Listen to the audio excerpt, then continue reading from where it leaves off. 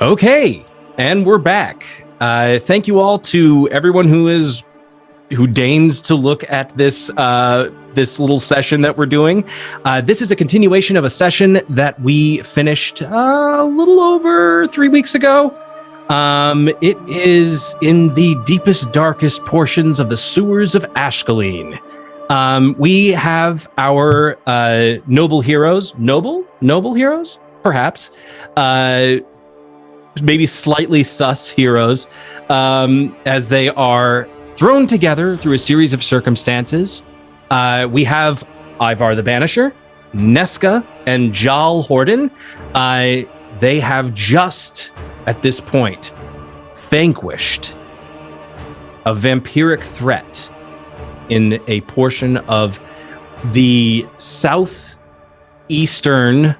sewers in Ashcaleen, the capital city of the kingdom of Nimrion. And that is where we pick up. If we remember correctly, Ivar, you had your hands grasping the throat of that vampiric captain, just as he has uttered the name of who his true leader might be. And that name is Damien Moldark. As the name is uttered, suddenly, he is consumed in flames. You relinquish your hold on his throat, and his body just dissipates into ash and falls, again, as bodies tend to do when they're consumed in flames and ash, lifeless to the ground. At this point, all three of you, sort of taken by everything, just this rush of adrenaline that you've had in combat. You're now sort of taking stock of yourselves, of your persons, but also sort of the carnage around you. At this point, you really can't tell what time it is. It seems like you've spent a while down here as you've been investigating. As you recall, you were investigating, trying to find the whereabouts of two acquaintances of Ivar, two people that he had shared the good news of his god with, and these people have mysteriously disappeared. At this point, the battle is done. Quiet and silence. Maybe the slight sound of a dripping as it is a sewer. But yes, the time is yours. Do with it what you will. Ivar is going to proceed to the body of corpses. Actually, no. The first thing that are there any beacons that haven't been lit at this point? The braziers? The braziers. No, because if you remember, you had almost lit one in the tunnel preceding this central locus in sort of a spread off point to other tunnels. And Jal was going to light it, and then you saw the concentration of this group of vampires, and he immediately snuffed it out. Yes, but then he lit it up when we started fighting. Yes, so technically, it's on. Yes. So there's is lit. But there are braziers that are in this center locus area, but they have not been lit. Okay, so Ivar, probably the first thing he's going to do is, still facing the ashes in front of him, he tilts his head lightly to speak behind him, and he just asks, "Light the beacons." Jal will give a nod, raise his hand with the ring, and however many braziers around, just give a point and light the braziers in the area. Okay. There are actually, in this center area, it's like a crossroads. You were coming down one tunnel, but then that tunnel splits in north and south direction. You are coming from the east, or you're coming from the south. It goes in east and west, and you were headed in the northerly direction. At this point, there are 8 braziers that are located just around the rim of this circular domed area. They all light at once, illuminating the area. You see the corpses more clearly of these vampiric dead. At least they appear to be dead at this point. There are, of course, the bodies that were lying in the center that the vampires were sort of all huddled around. They may have been feeding on when you first encountered them. But yes, you are suddenly, the area is illuminated now. So Ivar is going to approach the pile of corpses, and he's going to try to see if he recognizes either garment or anything that could hint to the people that he was after. Okay. You can either give me a straight investigation check, or you can give me a medicine check.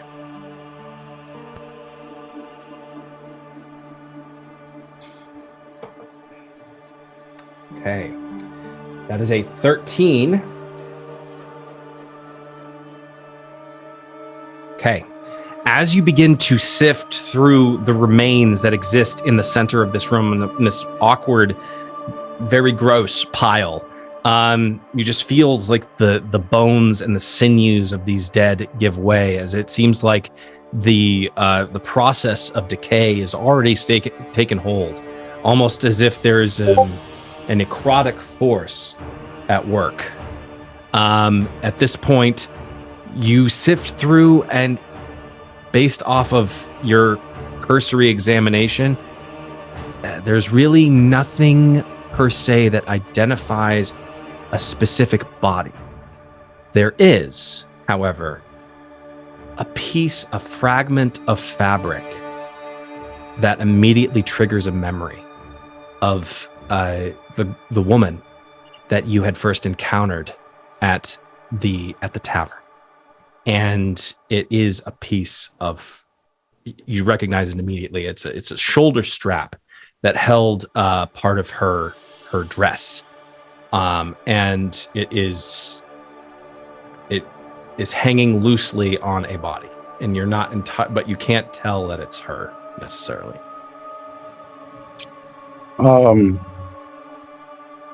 Ivar is going to hold the piece in his hand and tighten it before he speaks without moving, just raising his voice so the other two can hear, and he addresses Jarl. How is it that the vampire recognize you?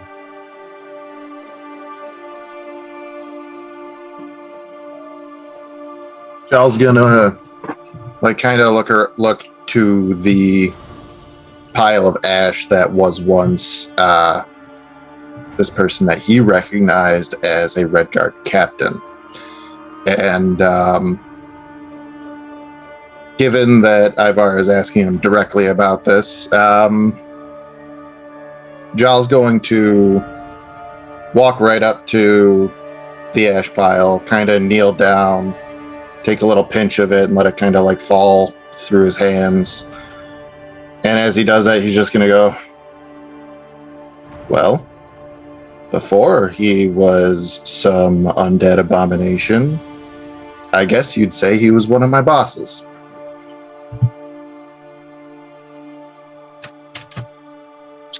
Ivar is going to slowly stand up and turn around, still holding the fabric, and slowly starts walking up to Jarl.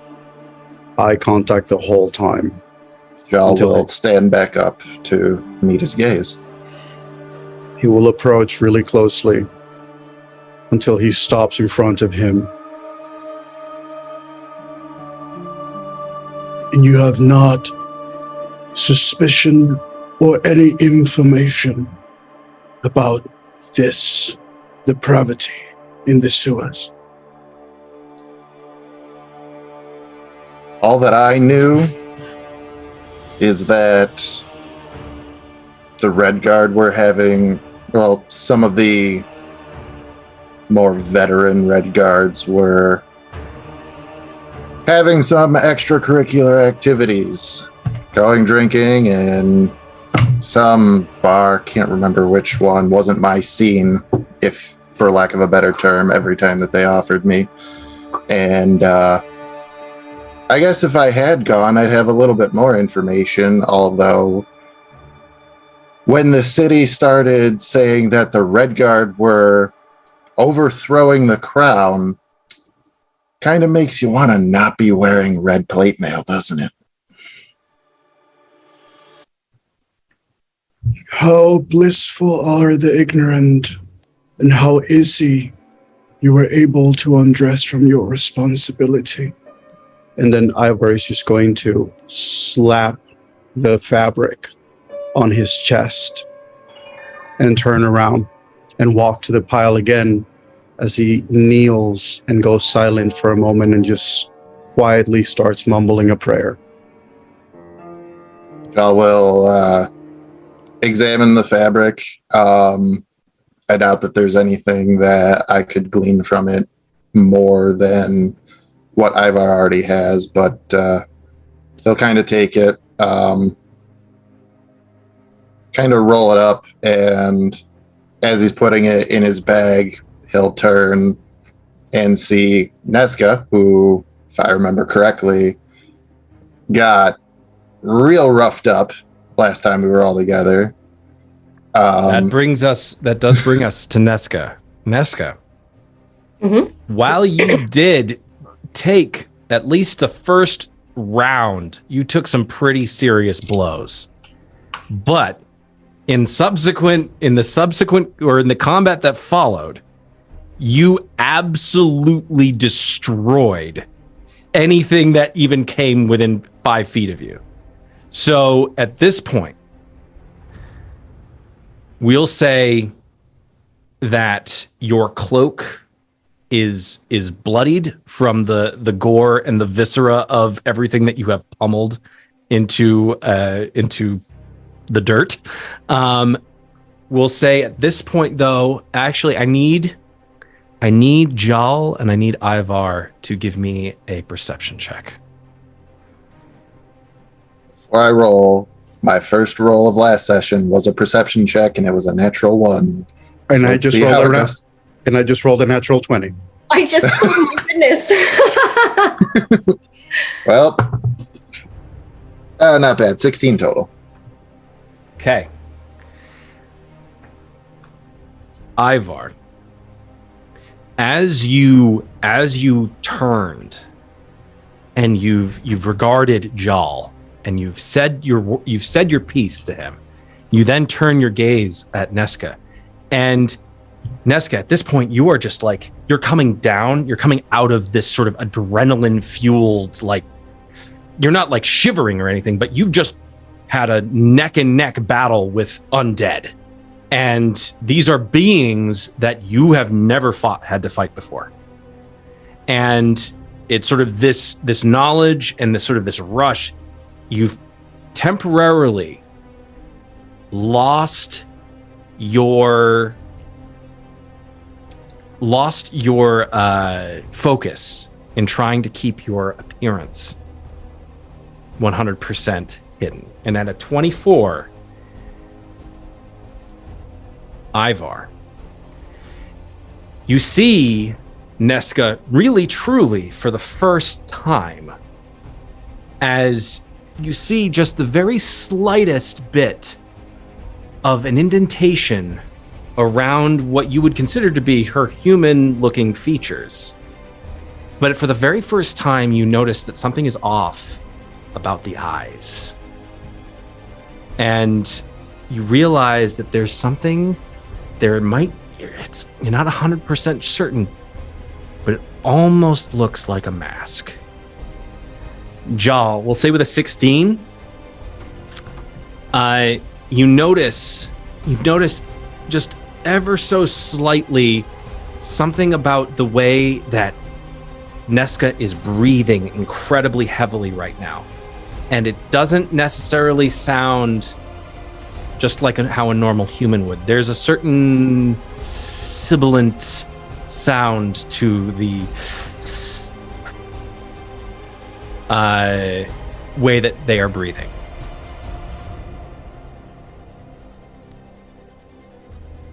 So, not quite sure what to make of that just yet. Jal will slowly take a few steps toward her, kind of give a little bit of a nod and go, "It's one hell of a right hook you got there," and reach into his pocket and offer to her a potion of healing.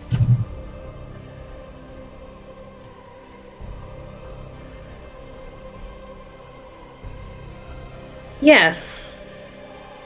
You don't want to be on the receiving end of it. Believe me. But what is this? Just looking at the potion and the gesture quizzically. You drink it and it helps with the, and he'll just kind of start pointing to wherever she has, a wound or whatever it may be that, so that she, infer, yeah, you just kind of drink it and it'll help you feel better. Keep you ready for the next one. I wish I had had a few more, but if you've noticed, the city's kind of gone to shit, so haven't quite been able to stock up recently. And you offer this willingly? Yeah, why not? You had my back over there. Interesting. Ivar is overhearing, and he's just going to add to that. Some truths are given willingly for those who are ready to share.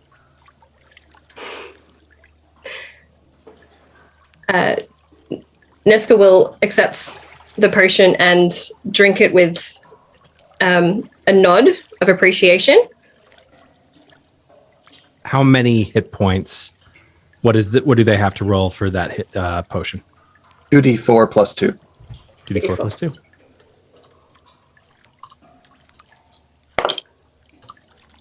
Alright, so I get 7 points back. Thank you. Nice.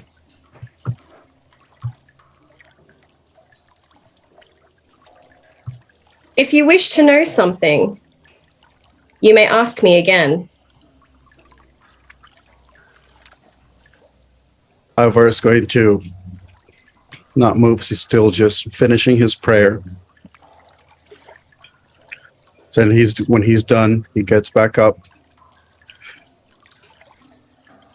Only if the truth that you are offering pertains to the matters that we are facing right now.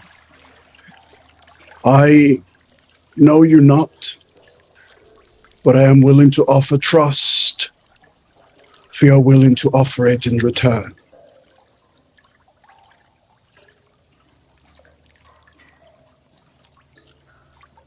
Of course.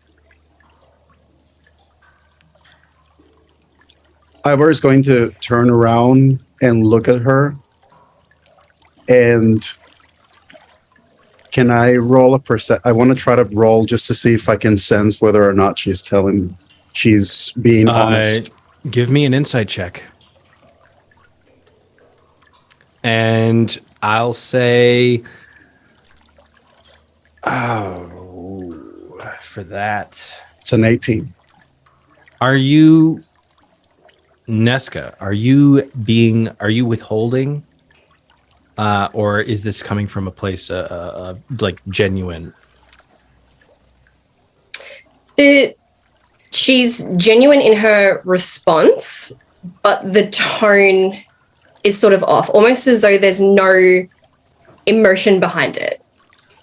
Got it. So the sincerity in the offer to accept trust is there. That's able to be detected, but the emotion of whether she's eager, willing, hesitant, that's not there. Understood. Okay. Just that she is truthful in her response. They seem to be truthful in terms of their response. All right. I offer her a nod. And then I just address the two of them. Damien Poldark. Does that name sound familiar to either of you? It does not. Just double checking. His Majesty Lord DM. The answer is no, correct? You do not know. You do not know Damien Moldark. You don't recognize the name, but you do recognize. You did hear when the vampire captain uttered the name, or when he spoke of the rise of the queen. You do know who the queen is. But as far as if I am remembering correctly, the queen does not have a son who would be the princeling. As far as you knew, Queen Nyla Lee and King Gleef Amberlin did not have children. They did not sire. King Gleef was not able to sire any children from Queen Nyla. So to address Ivar's question, Jaw will kind of like tilt his head and he goes, I think that was number 18 on Dark Sorcerer's names list of the most recent year. But other than that, no, I don't think that I know who that person is. He said something Sorcerer's about Queen, Most though. Wanted. Just like the evil wizard equivalent of 2022's baby names of the year. The sorceress man alive. So he'll just like finish up by saying, he did say something about the queen though, but as far as I know, she's there's no prince.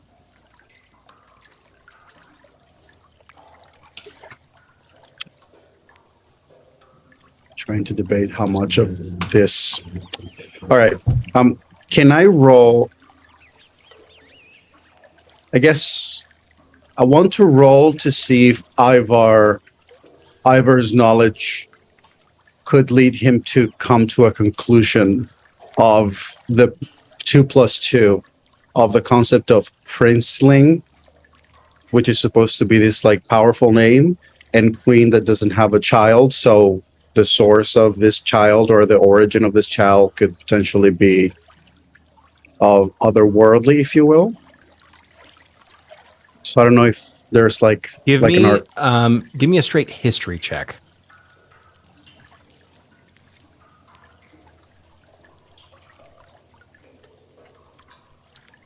Yeah, the 14.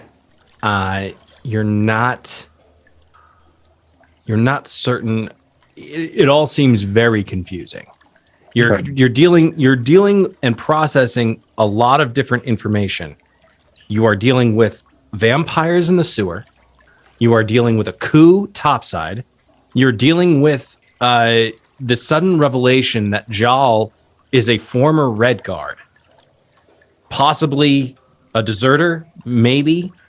Also, this sudden emergence of a power behind the throne, behind Queen Nyla, named Damien Moldark. So you're not entirely sure how it all fits together. Okay. I guess Ivar at that point is going to look over at Jaw and just ask, So, is there any more useful information you can offer, considering your history?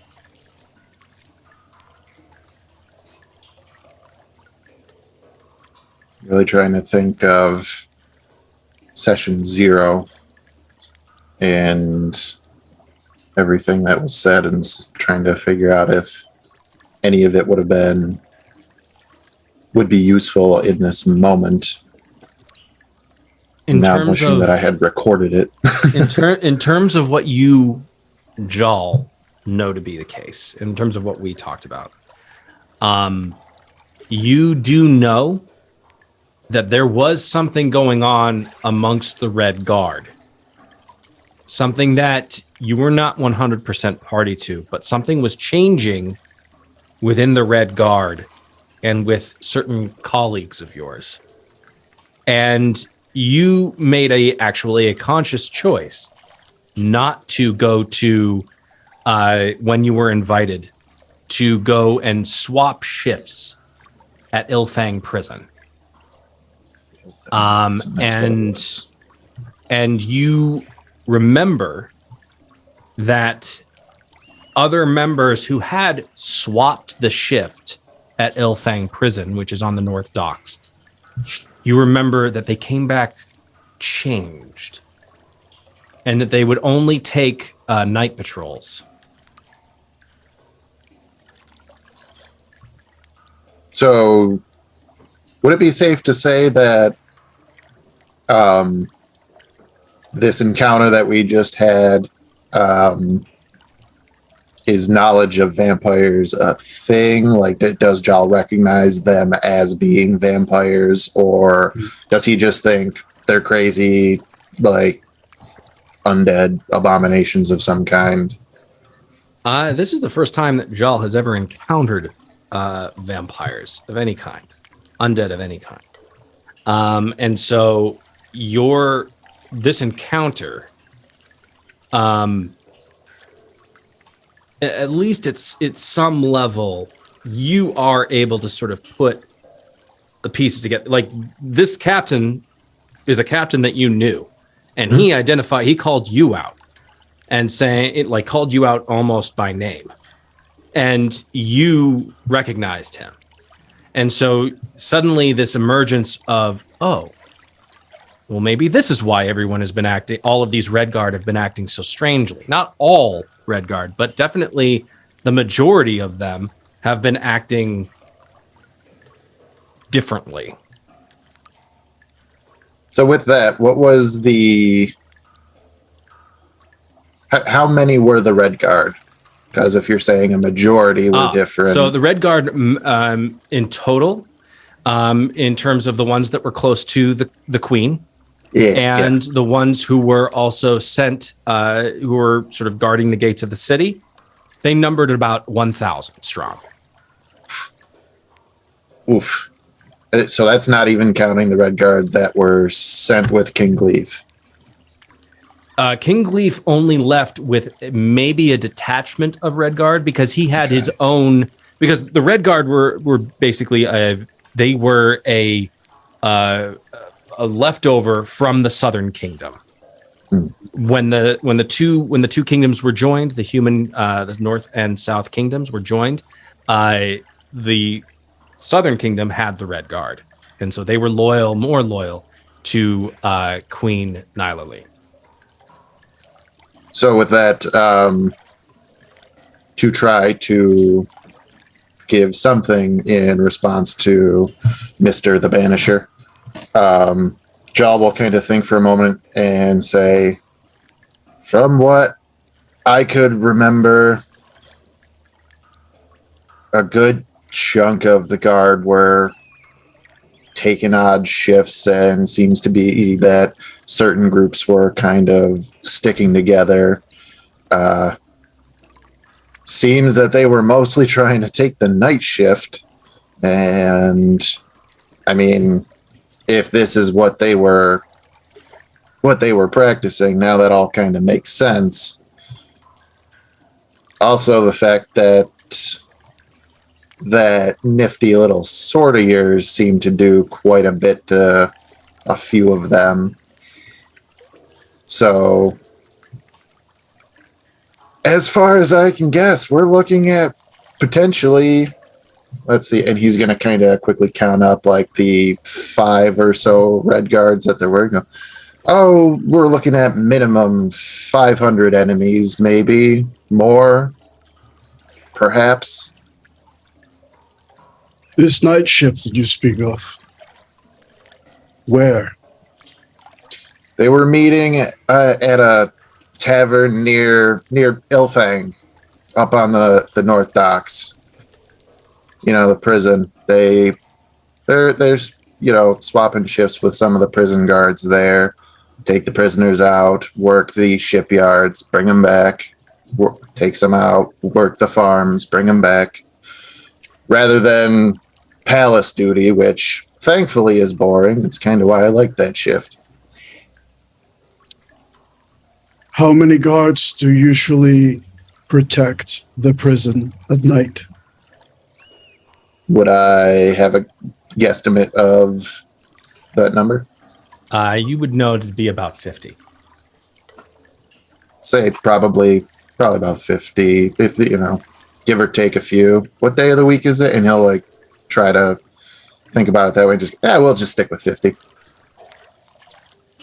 And how many of them would know that you are no longer part of their play? Hopefully 0. I believe that number jumped up to 1 a few seconds ago, and thankfully, it should be back down to 0. That's so long as I've done everything. It's a very volatile number. It fluctuates. Ivar thinks for a moment. Then perhaps it's time to find if any of your former fellow soldiers wore your same size. I'm glad to try to re-educate some of the Red Guard. During this conversation that takes place, sort of swapping information and intel, what are some of the thoughts that are running through Neska's mind? There's clearly some hesitant trust in the information that's being exchanged between the two gentlemen before her. So Neska is studying them intensely, trying to find or detect the most powerful emotion. And so when one talks, she'll tilt her head. Like she's just very curiously paying attention to everything that's happening. But every time there's a pause in the conversation, she almost goes to speak and then someone else continues. So she'll just stand there and continue to observe. And then once she's like, nah, I've got enough information. I know what I'm working with. I know what I can do when I'm asked. I would like to walk past the bodies. You said that they were in more advanced stages of decay. Yes. Am I able to make some sort of check? Because I was here a few hours ago and there was one body. And it was relatively fresh. Mm-hmm. So can I try and figure out or determine what's causing this rapid decay? Absolutely. And give me a medicine check. Lovely. And do I see any other bodies that are recognizable?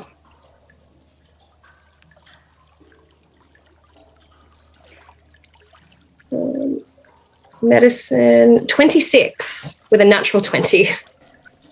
Nice. Okay. Oh boy. At a natural 20. Okay, so while this exchange of intel and information is going on between Ivar and Jal, Neska, you're studying them, and then after a while, you're like, this is very interesting.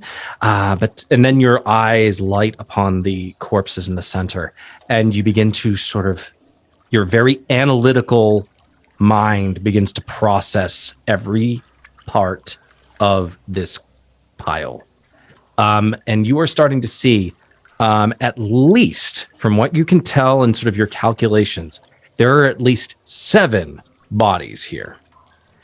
They are in varying degrees of freshness, but based off of your cursory glance of the environment, there are drag marks of what looks to be where these corpses were dragged from. And they've been dragged from, at least 2 or 3 were dragged from the north. Several were dragged from the direction you just came in. And at least 1 or 2 were dragged from east and west. And they've all been dragged into this one central location in the center of the room, which explains why there are more corpses here than were originally when you were first down here. You do see that they're all varying degrees, but all of these corpses have been fed on. Does not look to be a normal, we'll say more refined vampiric feeding. This is the voracious feeding of the blood-starved vampires. These humanoid-looking, almost vampiric dog-like creatures that you just obliterated. So these look to be the reason that there's so much like vicious decay on these corpses is because they've been literally like ragdolled. It's not pretty.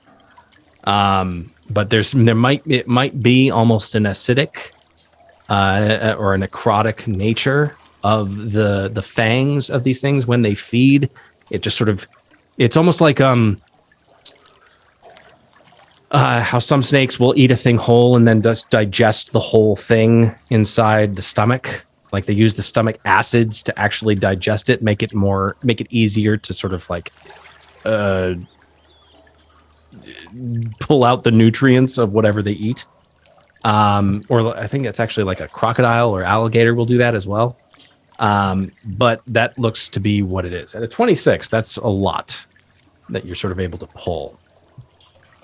And it's obviously pretty evident that it's the same sort of necrotic energy that tried to force its way into my body. Yes.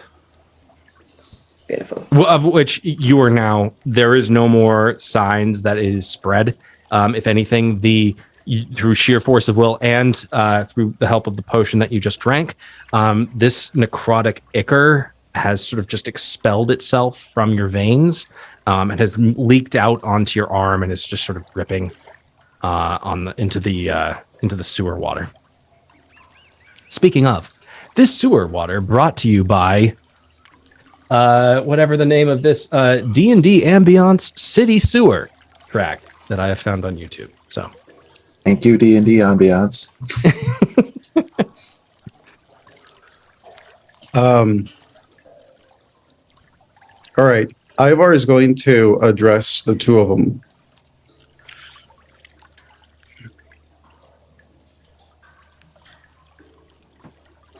I believe that if we have been set on this path, it's so that we can make a difference. I know you're not, yet here you are. We fought alongside and we have vanquished evil, but I do not believe it's the end. So, if you're willing to raise your swords and your arrows with me once more, I am ready to go find more answers. And if you will join me, then I will gladly have you by my side. And I know a Minotaur will bless you with it. I accept. Jal will kind of look back and forth and he'll just shrug a little and go, well, if that's going to be the case, I owe you this at the very least. My name is Jal. I am a former Red Guard. And a fun fact about me is that I still sleep with a stuffed owl bear every night. How about you guys?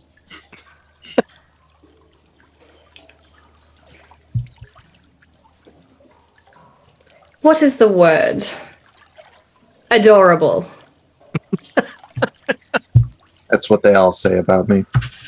This one, he'll point to Ivar and go, he'll come around. Trust me. Ivar just looks at him as he mentions the owl bear, just stares at him blankly, and then turns around and walks away. However, he's not just walking away. He's walking away. He's reaching for a piece of corpse of the Red Guards, that just one of the loose limbs. And he's taking it and he's walking to a wall nearby. As he speaks, he starts using the blood of the limb to start draw something on the wall while he's speaking to them. I believe that we are to head to the prison.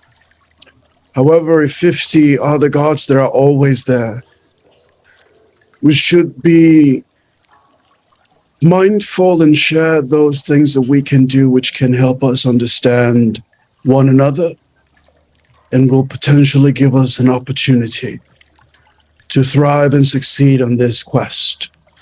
He's saying all of that, and eventually he's done writing. He throws the limb, and on the wall, on the blood, it just says, "Your judgment is upon you." And then he will turn to Jal, not toward the pile of corpses, and ask him, Cleanse them with fire.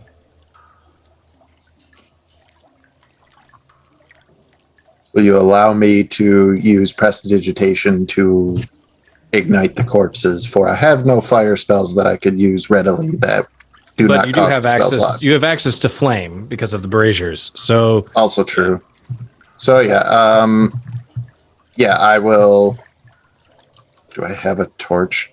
We're just gonna make it happen. Yeah, I'll use the braziers to light some cloth and then bring it over to the pile of corpses. The entire time that I'm doing it, though, he's just gonna be muttering to himself, but loud enough intentionally for everybody else to hear. Just go, well, I shared my name with people, but Mr. Scary, I assert my will over the undead. He has no name to be sharing. And then he drops the flame on the corpse and just goes, but what do I know? I'm just the guy. I'm just the guy who shoots things, I guess.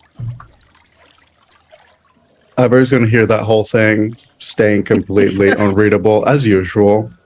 He will watch till the flames come up. He'll watch the fire. He'll reach his pendant, his forehead, send a blessing. And then finally he goes, My name is Ivar. Pleasure to meet you. Finally, after we've been after about 15 minutes. Sure. And then he'll turn to Neska and go, and how about you, scary lady who likes to punch things very, very, very hard? I am known as Neska. And Known as. that is what I am referred to. And I'm going to look at Ivar. You asked me earlier where I was from. I am from the... Bear with me. Not north. What is your word for it? South. I am from the south. And if you value your lives, you will not go to the Peshian wildlands.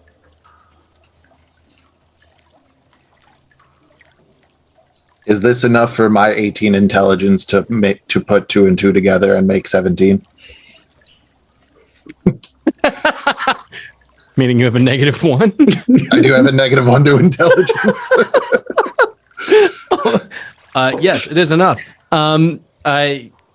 I mean, Jal, in terms of your knowledge of the Peshian wildlands, they are a folk tale.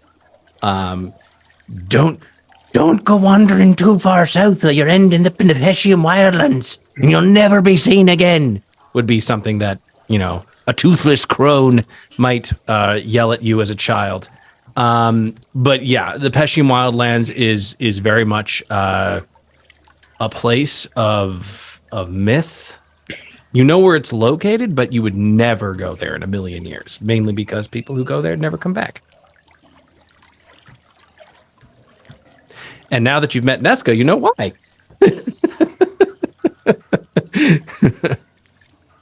yes.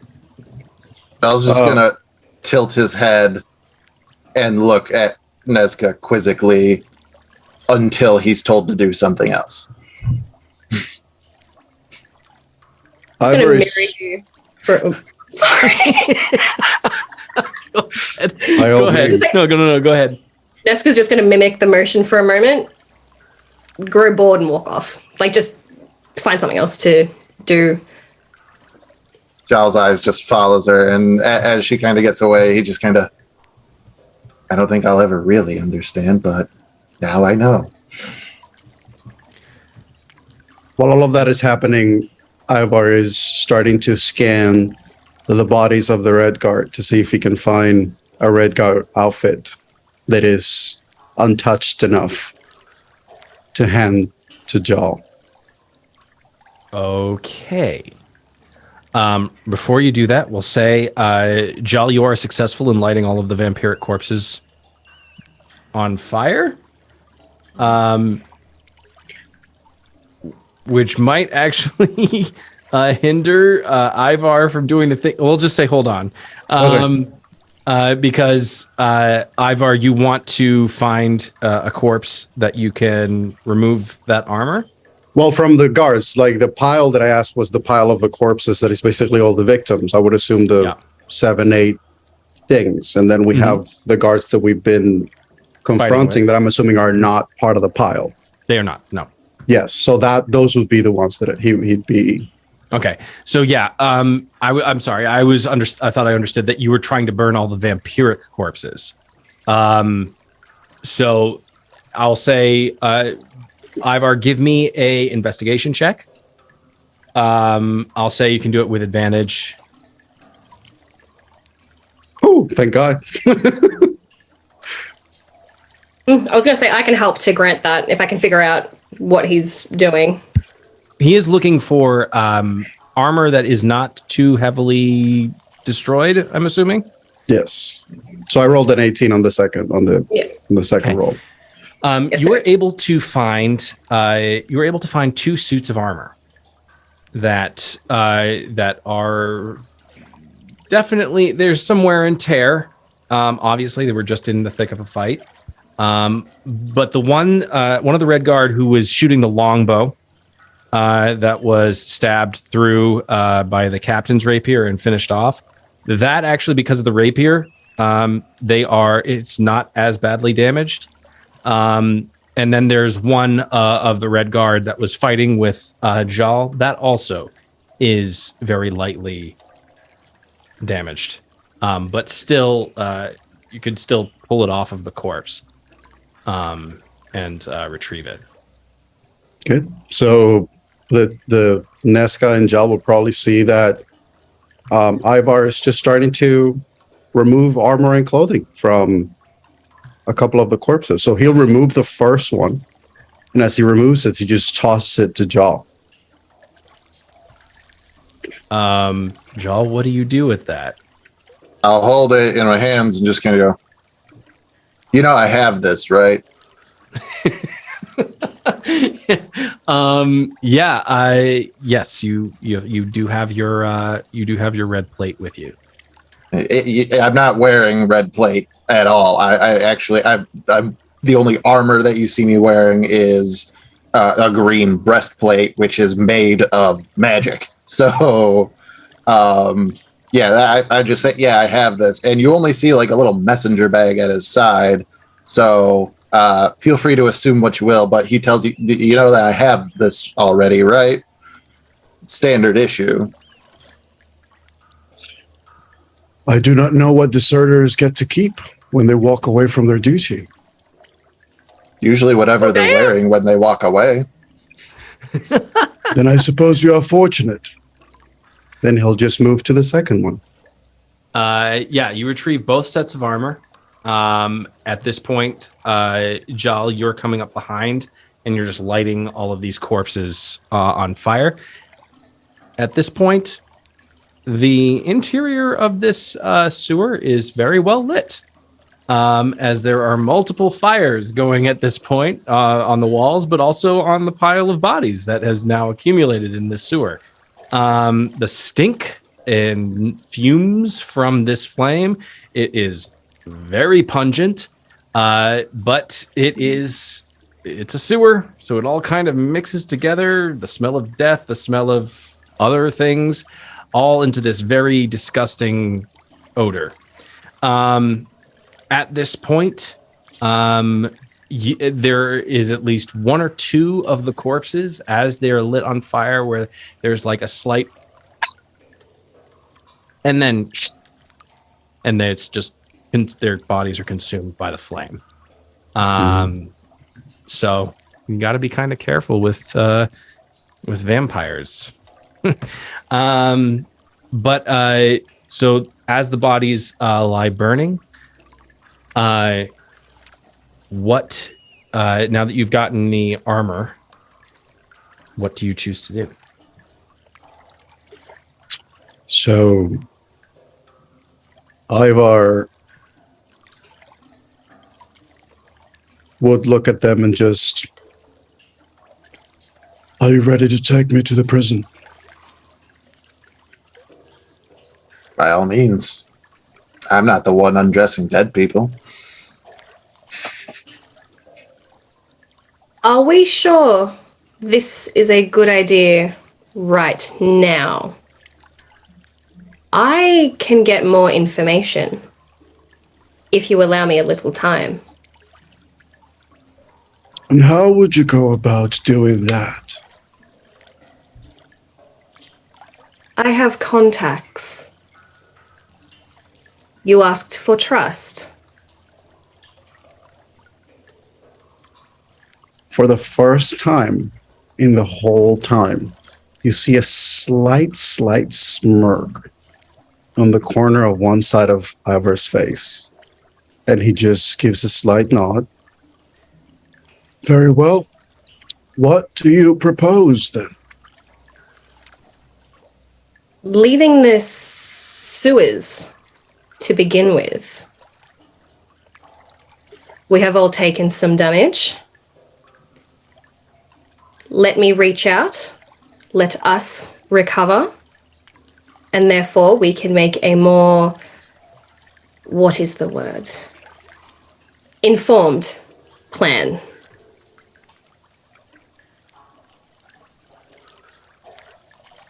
I'm okay with that. A wise suggestion. Let us depart then. Gladly. What direction? What way are you traveling?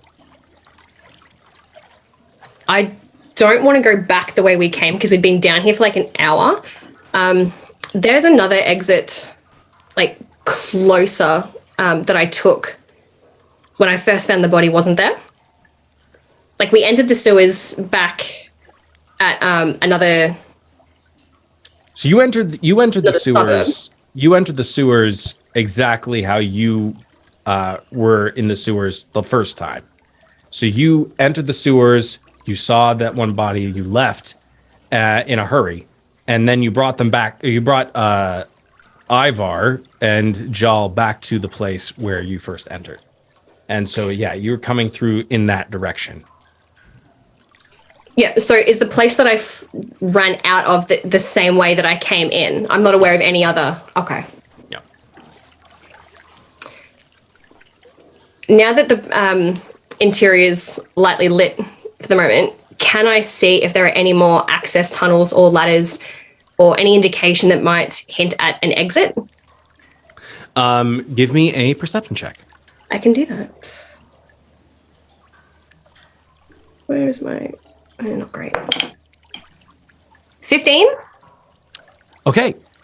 So as you recall, when you were first coming through here, you remember back the way you came, there was a tunnel that you saw where you out of the corner of your eye there you saw some slight movement. And you weren't entirely sure and you just kept going in this direction. And now that you're here in this central locus, you are looking and there's back the way you came, there are tunnels going north and south, and then there are tunnels going there are tunnels going east and west, and there's a tunnel going north directly in front of you. Based off of the frequency, you do know, or at least you're pretty sure, that given the layout and architecture of the sewers, that if you were to continue going north, you would arrive at another central locus. And that this is something that continues throughout the city. It's almost like it's broken up by several blocks, at least 4 blocks, and you'll get a locus. And by that, I mean like a hub almost of different tunnels as they cross section.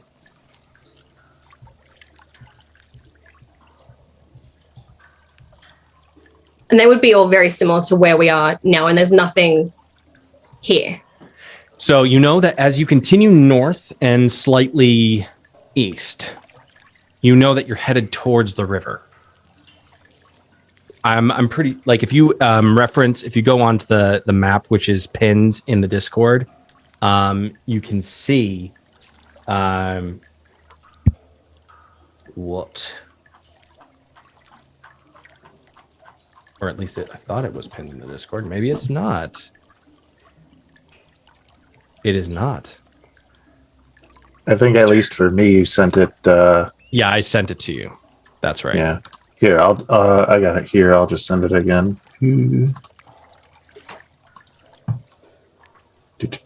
Thank you.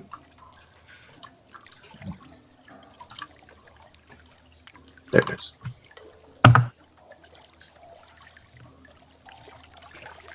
So, if we remember correctly, you guys were located in basically section 1, which is you were in the southernmost portion of the Salt Ford. And you are currently headed north in the sewers, headed towards, if you continue down this, you would be headed towards the river. Basically going right in between the Shadow Ford and Merkden.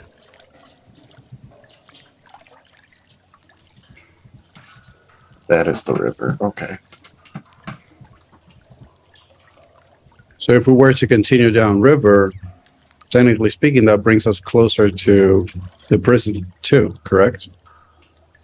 Depends on how you want to get there. You can travel above ground, or you can take your luck, or you can try your luck continuing in the sewers.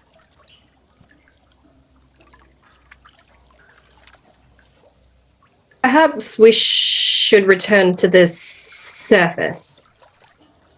There may be more down here. I agree. A battle is grander than these sewers. We are looking for the source. We can either continue on or go back the way we came.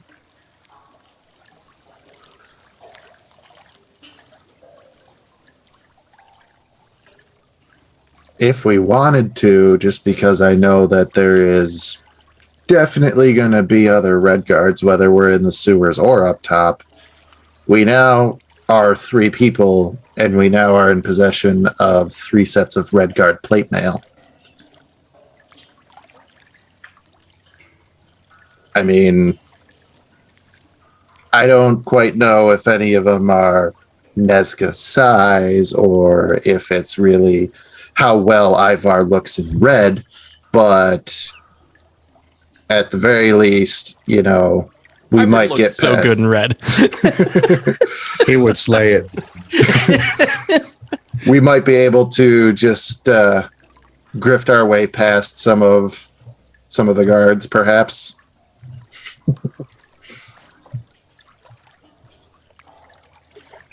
I suppose Neska had a wise suggestion. We should recover, gather our bearings before we continue. So perhaps we should let the beacons that we have lit guide us back to the surface and go from there. Okay.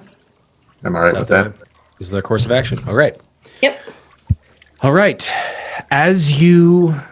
hold on one second. Roll for initiative. What? No. Jal turns on the party. Bring it up. And I'm not going to do that. I have a 15 AC. It's a bad idea. We're just gonna have you keep creating like new canals, like you did when you smashed that thing. Just make a straight line underground, and we'll just get all the way. I could legitimately do that as often as possible. That's not limited by spell slots or other resources. It's a cantrip and technically 2 feats that I have. Yes, that's it. We'll just tunnel our way directly into the basement of the prison. Just collapse it from underneath. That would take some doing. At this point, you have achieved, Ivar, what you set out for in terms of finding the body, finding their final resting place.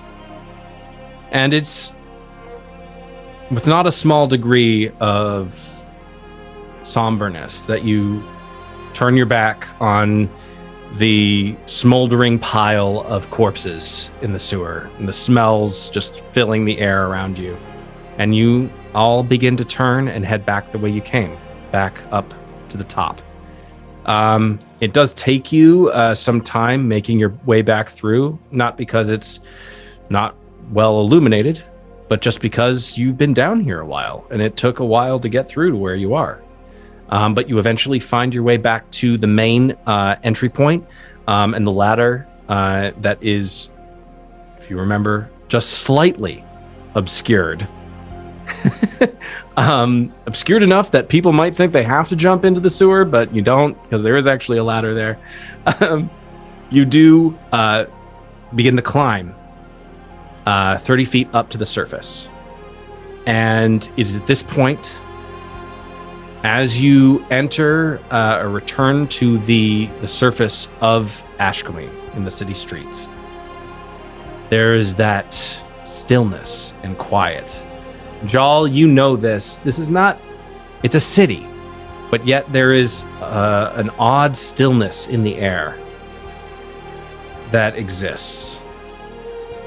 And at this point, you are topside in Ashcaleen.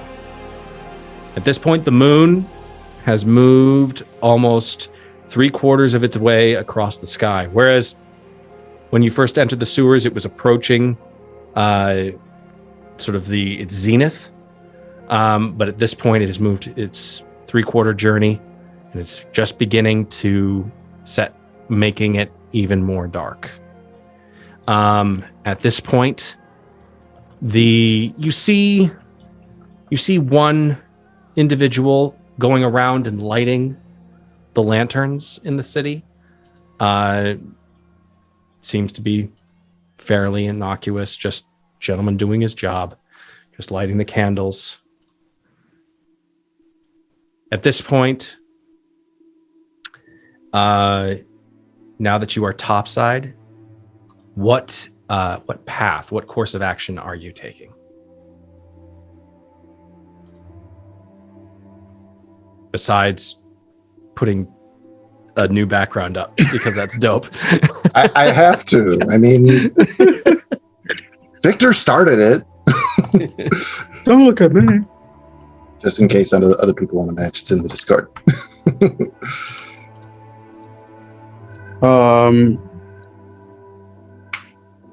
Do we...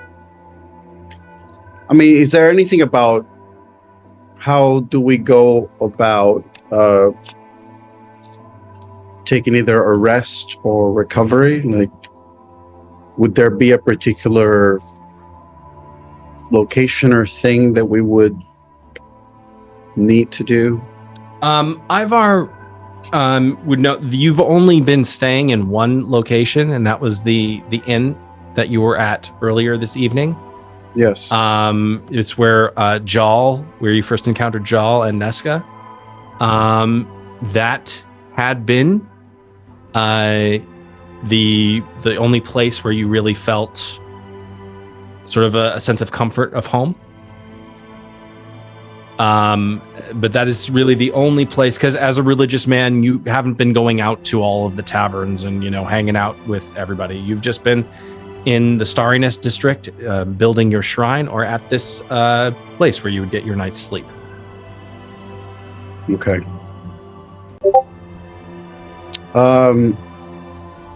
I suppose I would turn to Jal, since I know that he has been around because he was with the guard. And I would ask him, Do you have any suggestion as to a place where we could rest for a moment and plan accordingly?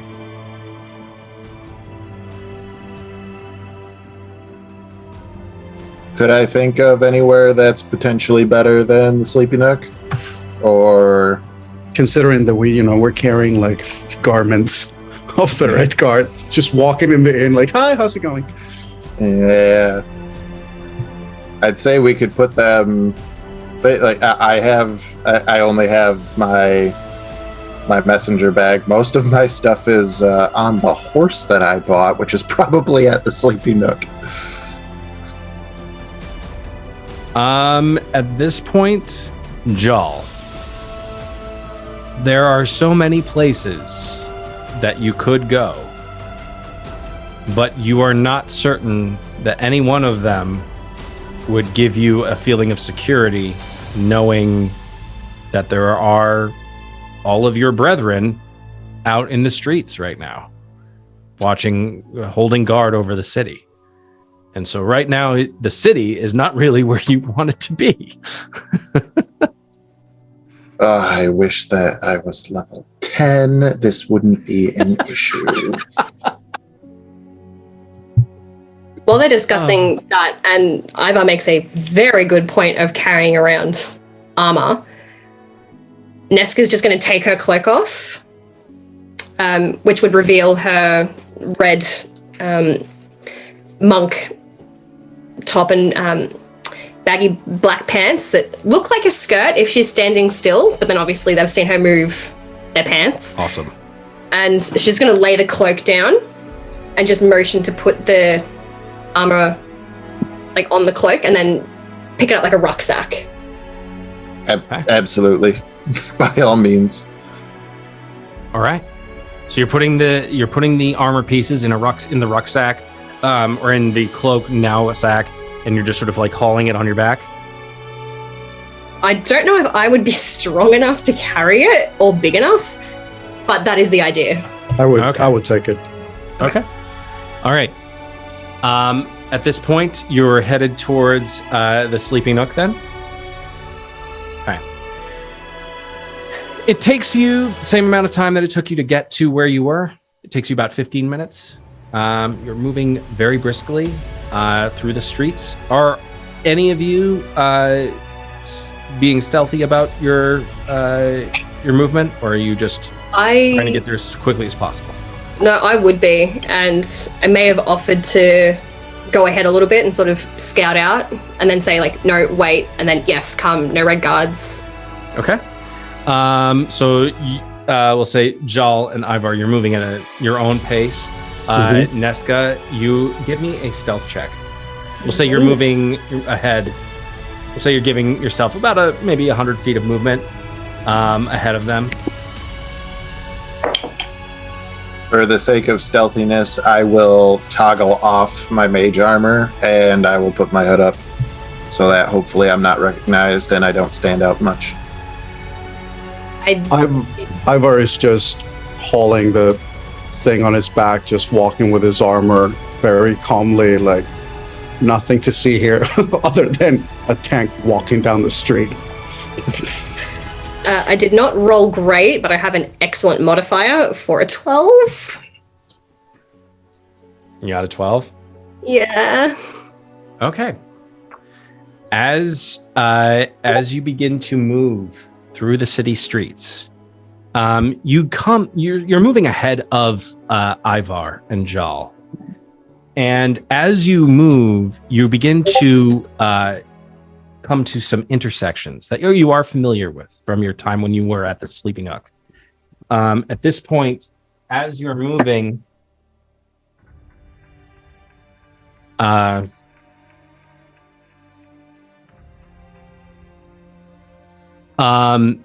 You do come to an intersection, and there are two red guard who are posted up on opposite sides of the intersection, not moving. They're just standing.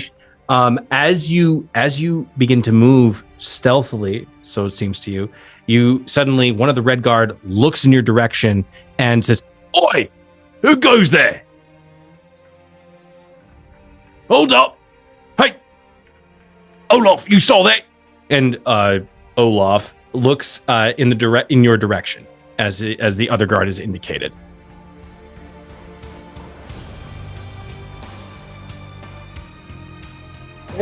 They've obviously seen me. Gonna sort of stand up. I'm not overly tall, but I'll stand up to my full height.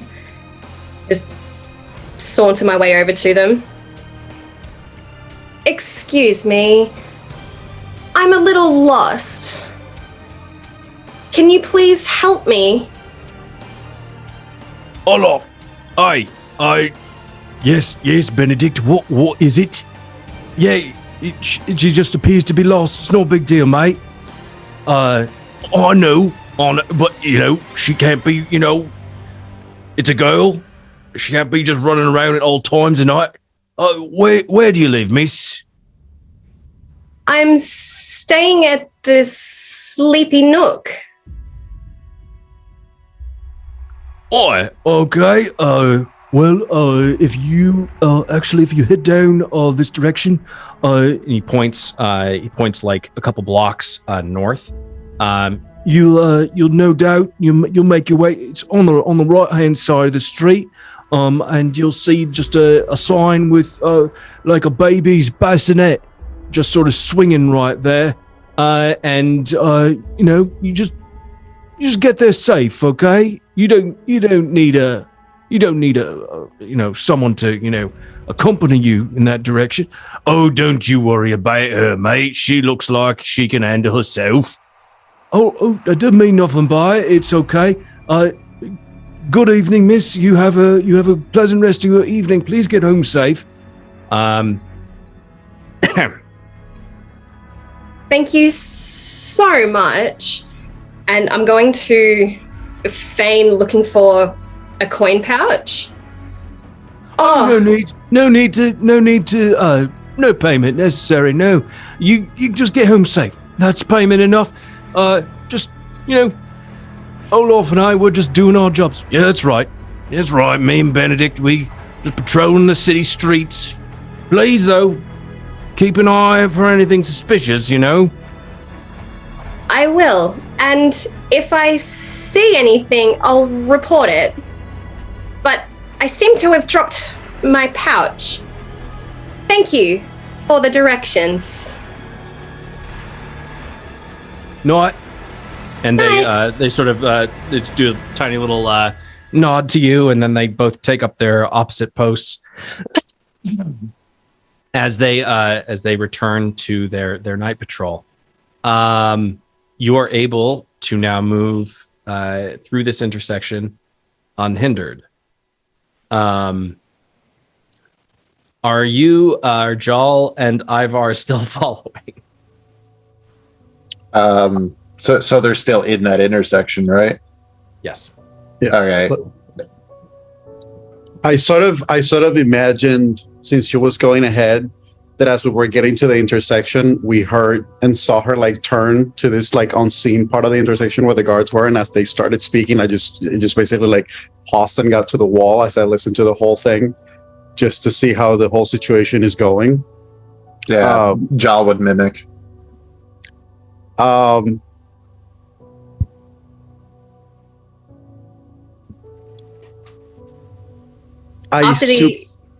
Yes, go ahead. No, go ahead. I was going to say, like, after that intersection, Neska made the point of dropping her coin pouch so she had an excuse to turn back rather than continuing on the way that they'd indicated, so that she could meet up with the two of you and say, there are two guards, like, be careful, or find an alternative alleyway to meet back on this street. Good. Would I know I? that- Oh, yeah. I was gonna say, I think I know the city enough that if she did come back and say that I could, like, we'll go around and, take a couple turns so that we could meet around that intersection, meet up again, and proceed as we were before. Okay. So you guys Just as are. another. Oh, sure. I'd split off if the guards are still there and like walk back and just tap my side saying, yep, I found my pocket. Thank you. Like acknowledge them and then go in the direction. So to help emphasize my ruse. Okay.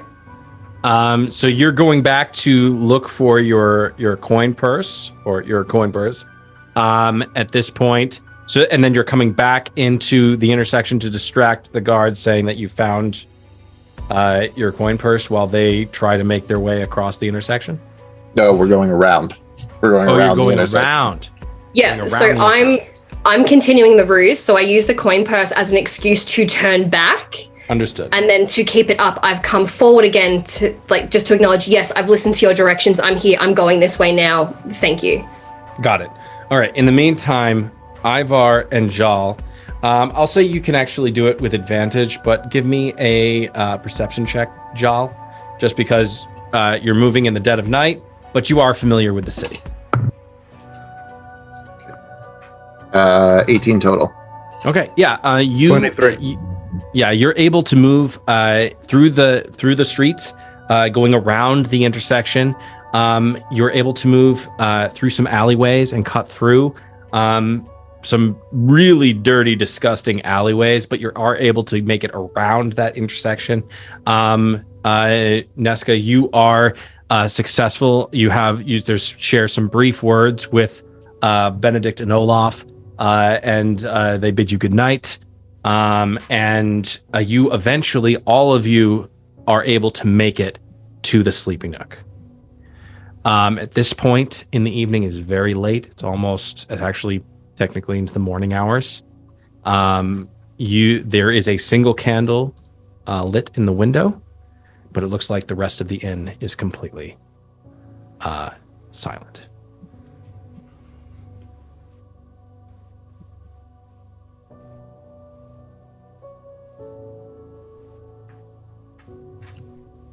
Are we able to just walk in? Like, is the door unlocked?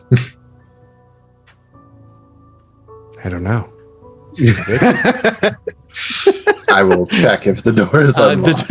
You shake the door is not locked. From what you remember, Ivar, the proprietor would leave the door unlocked for people who would come in late. They would usually be behind the bar, just waiting. But as you open the door, you look inside, and it looks like, yes, there's that single candle there. It looks like there are a few people who have fallen asleep in the bar area of the tavern. But you know that the room that you've been let is upstairs. Great. I would probably lead everyone as quietly as possible, even though I'm the one wearing armor. But I would just for the hell of it, give me a stealth check Of course. at disadvantage.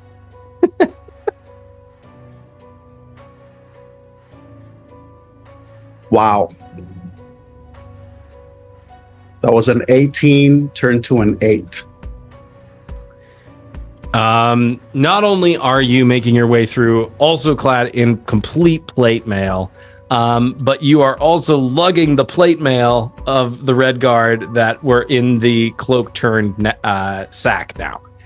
So it's a clatterfest. It's king, king, king, king, king, king. And it just keeps going as you make your way through. One of the patrons who's on the floor of the inn, just sort of sleeping, is just like, "Are you contemplating noise?" And you just, but you're able to make your way up to your room that you have available to you. The door opens freely. It is not locked. You enter, and your bed and your belongings that you had left in the inn are undisturbed.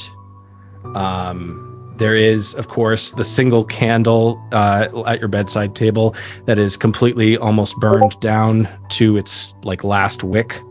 And there is, of course, some tiny amulets of that you would usually wear whenever you were working on the Shrine of a Minotaur.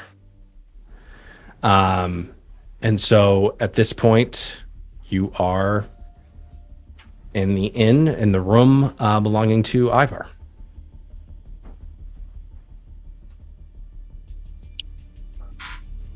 So Ivar would probably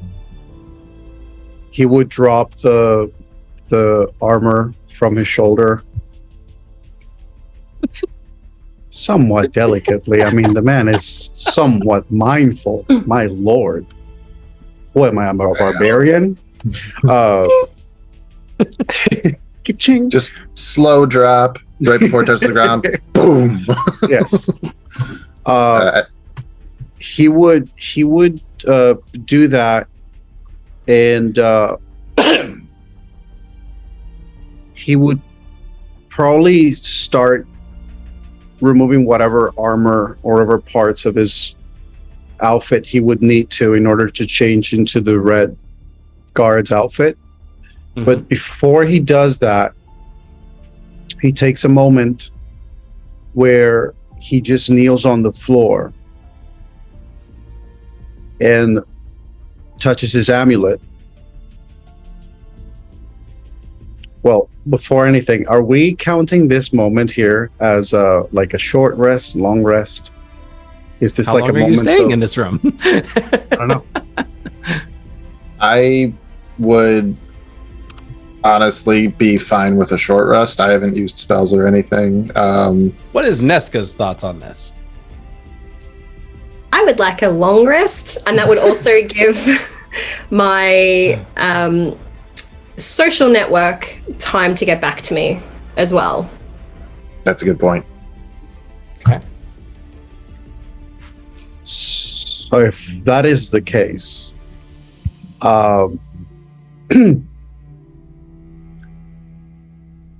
Ivar is going to sit on the ground on his knees, and then he is going to say very gently to the two of them, "Join me."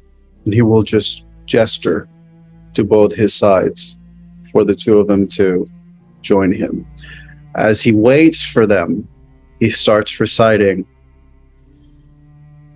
"Minotaur, grant me thy light, grant me thy strength.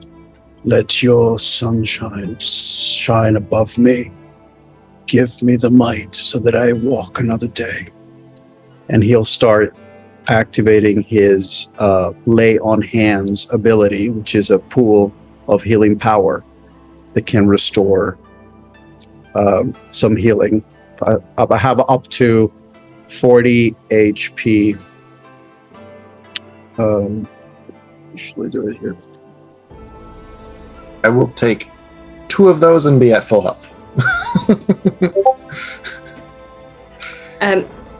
Overly curious as to what Ivar's saying, Neska will walk over, sort of look at the floor, sort of, and then realize that she's covered in gunk anyway, and then kneel beside and just wait for a moment, seeing if she can understand.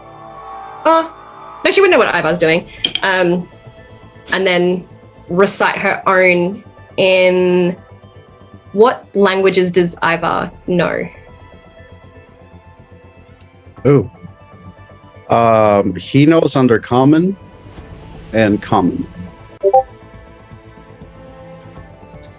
You do not understand what language Neska is praying in. Okay. What language is it?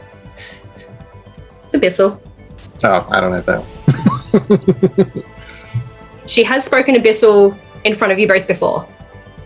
Mm-hmm.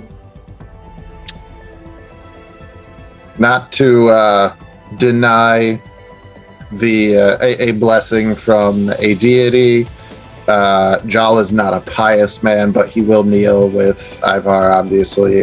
He won't say anything. He'll just be there and, just quiet, listen, taking the whole thing. Okay.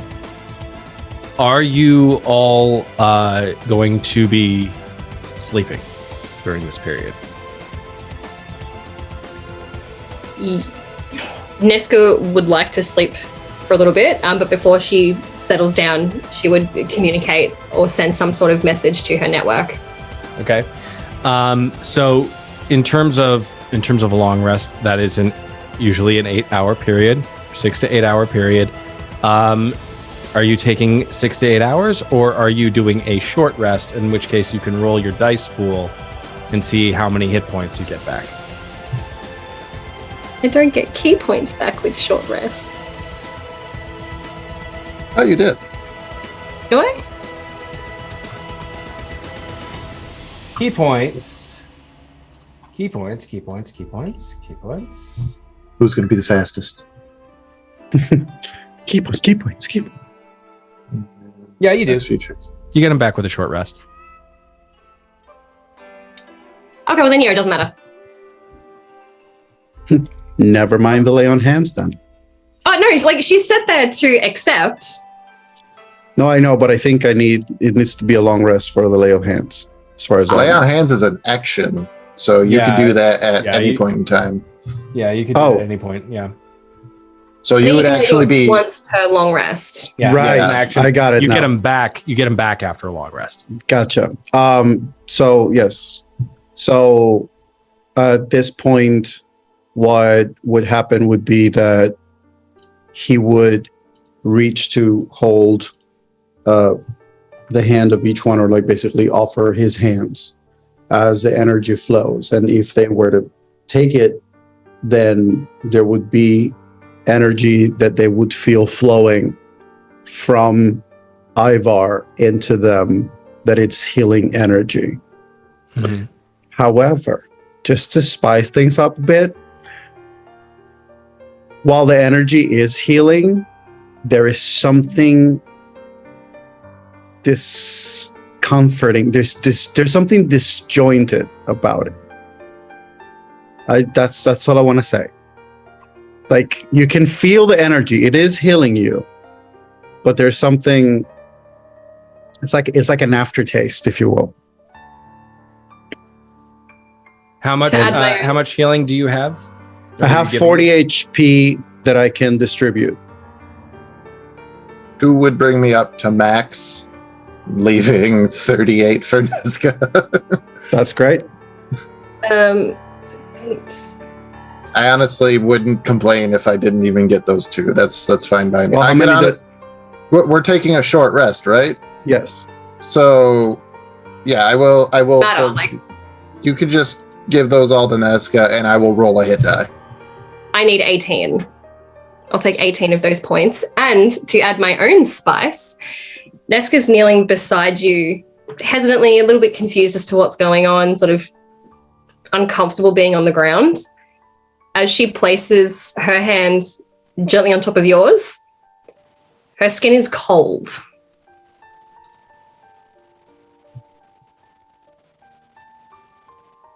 She does not feel warm like a normal humanoid, which rings a little bell because you detected her as a humanoid when you did divine sense or something. Yeah, detect, sense evil, sense light and evil. That one. Yeah, you did something, and yeah. Yeah. Okay.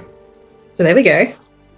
Okay. As you feel the healing powers, there is that discomforting feeling that you get. Again, it's aptly described aftertaste. It's just something just slightly off. Usually there's a purification, like a full a feeling of pure healing, but this is something that's like just a tinge of guilt or regret or something that is sort of also inked into the process. At this point, as you take your short rest, I'll say, who wants to take like a watch, as you're gonna be sleeping. So this is who wants to take first watch during this period? Well, I believe I do not sleep, do I? Wait, is that a Kalishtar thing? You meditate rather than sleep, but it's like the same thing. Yeah. right? You don't experience dreams and can't be put to sleep, I believe. Yes. Yeah, it's not something like a sleep spell's not going to work on you, but yeah, you are. How do I roll for the key points? Because I just get them back. Yeah. Oh, you she get just them gets back. yeah. I just get them back after a long rest, a short rest. That's fine. Do I get to roll anything on top of the healing that I used for those short rests? No. Okay. No. Check. Actually, because it's a short rest, you also are allowed. So if you select short rest at the top of your character sheet, you can then. So how long are you going to be resting? So at this point, probably, figure it's about 1 p.m. in the evening or 1 a.m. in the morning. if we can communicate before we settle down for the night, sort of just rest until word gets back to me. Okay. Okay. If How much that's time do we believe acceptable that for we everyone need? else. How long? Okay, so let's settle that then. What are you doing right now, Neska, to communicate with your network? My network would know that I'm in the city, so I would head. I'd head out the. There's a window, yeah, and we're only on the second floor. Yep. Amazing. I'll just climb out the window, jump down, and if there's like a specific drop-off sign or like a drop box, or if there's someone posted outside nearby that I can just flag and communicate with to pass on the message, and then I'll go back So inside. the way that you've been communicating, because people know that you have been in this general area and they know where to look, and you have your chalk that you've just been marking and sending messages, and people don't really pay any attention to. There are marks all over the city, so people have what's an extra chalk mark. But at this point, what is the exact shorthand of the message that you're communicating to them? It will be.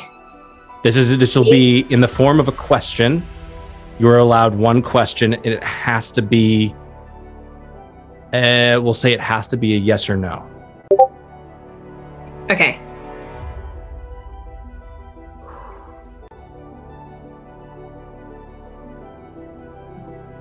I gotta make sure that I phrase this right. Is there a word limit? Like, is this like the message? No, it's not. Okay. It's a symbol it's a symbol or a series of symbols, and then if it is a yes response, they will draw a line through it. If it is a no, they will circle. Okay.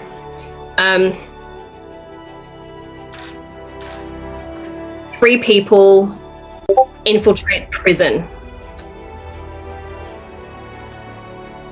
Well, my question basically, can 3 people infiltrate the prison?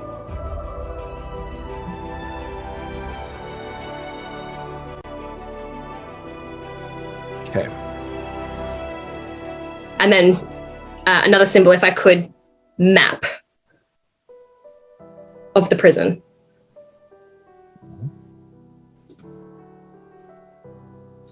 Okay. How long are you guys taking a short rest for? I mean, short rest is minimum an hour, right? Yes. Is that enough for the? Well, response? depending on how long you want to take a short rest for, that can determine how many dice you get to roll for your hit point regain. So right now, for example, Ivar, for an hour's worth of rest, you would roll 1d10 plus 4 plus your Constitution modifier. So, but if you were to rest for longer than an hour, then I would say you'd be able to roll more dice, basically.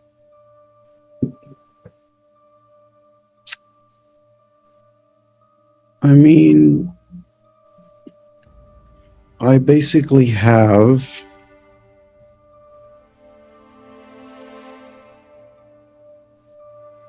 I'm okay with, because if I'm going to roll a d10 and I get a +4, that brings us very close to my top, not fully, but I'd be open to do that. Otherwise, 2 hours max. 2 hours, okay. Yeah. That would bring us to 3 a.m. a.m. 3 a.m. That's fine by me. Or do we want to wait until the butt I'll crack of dawn? say if you are going to wait for 3 hours, I'll say, Neska, you are able to make your question a little bit more elaborate if you would like. Okay. Because the more time you wait, the more time the network has to gather information. And also, if they are vampiric at the prison, do we want to go in the dead of night? I mean, Well, there's two veins of thinking on that. During the day, they might be sleeping, but also during the night, they might not all be at the prison. So, yeah, I mean, if the sun is out, then there's a chance. Then they're for sure not going to be throughout the city. But if it is nighttime, then some of them might be out and about.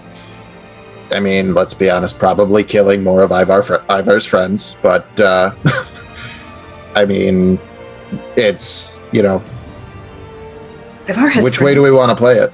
he doesn't. He had friends. You guys just met pieces of them.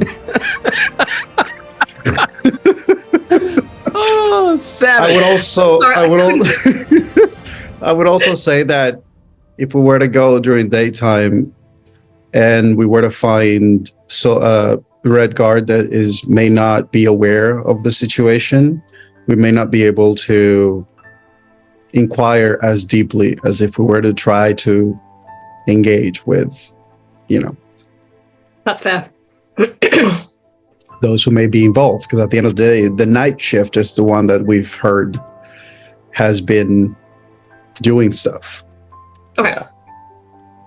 That's fine. We'll wait 3 hours. Then is that what we agreed? Okay. 3 hours. Yes. So you're going to be sleeping for 3 hours. Okay. At that point, look at your character sheets. If you select short rest at the top, it'll tell you what your hit die is.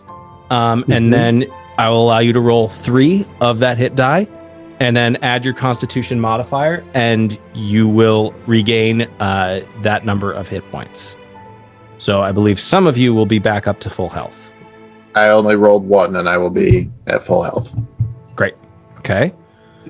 All right. Jal, you're at full health. Oh, I went way past it now with the 3. Okay. Yeah, Ivar's so- at full health. Neska. Mhm. I'm at full health with the healing hands, so Excellent. the short rest just replaces my key points. I'm good. All right. Excellent. Okay. All right. During the short rest, at some point, just as we're kind of getting things together, Ivar is changing into Red Guard plate mail. There's the second one probably just throughout the room, but Jal will approach Neska and he will take off the emerald ring that he has on his right hand and just go, "Could you hold this for a second?" Very well. He puts it in the palm of her hand and just goes, "Thank you so much." And then he pokes it with his index finger and Jal disappears. And how long does it take to don plate? 10 minutes? Yeah, we'll say 15 minutes later, Jal reappears wearing his Red Guard plate mail. and turns to Neska and goes, "Yeah, thank you very much," and takes the ring back. Okay. Sure. What do the rest of you think about that? You guys have seen some weird shit tonight. Yep. And in just, I don't feel like I'm talking out of school, but like, you guys come from pretty weird backgrounds, all of you. You all have seen some bizarre stuff, but that doesn't mean that it needs to happen all the time in one evening.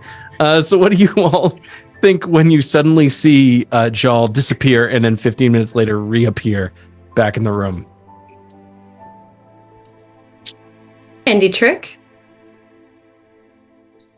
Oh yeah, Ivar. it's.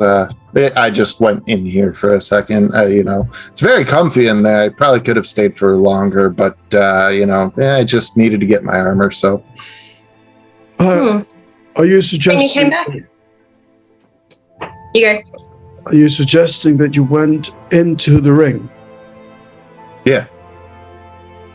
Is that odd or? No, not at all. Good. That's it. He's not going to say anything else. What does the...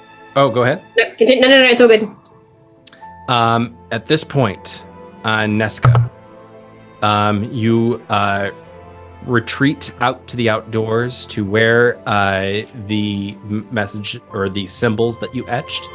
At this point, there is a massive circle, bold circle around your symbols, and another message inscribed beneath it. 2 words: get out.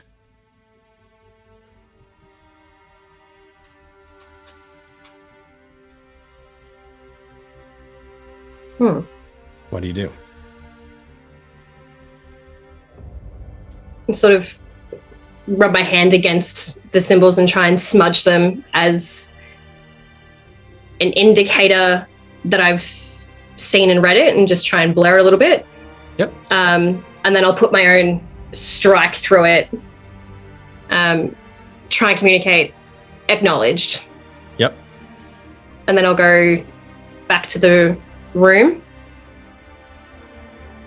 I'm in a huff and I want to slam the door, but I'm like, oh, wait, dead of night, catch it. We need a new plan, gentlemen. Why? What happened? The prison is impregnable, and we could not procure a map. We are told to get out. Out of the prison or out of here? I believe this city. Not that that's possible right now.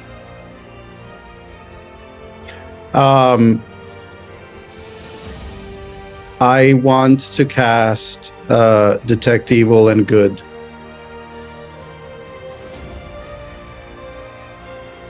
It What's the comes range? back.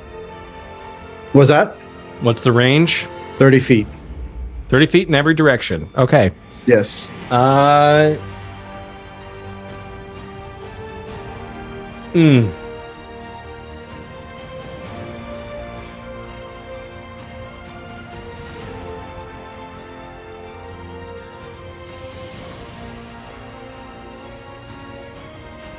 So intense.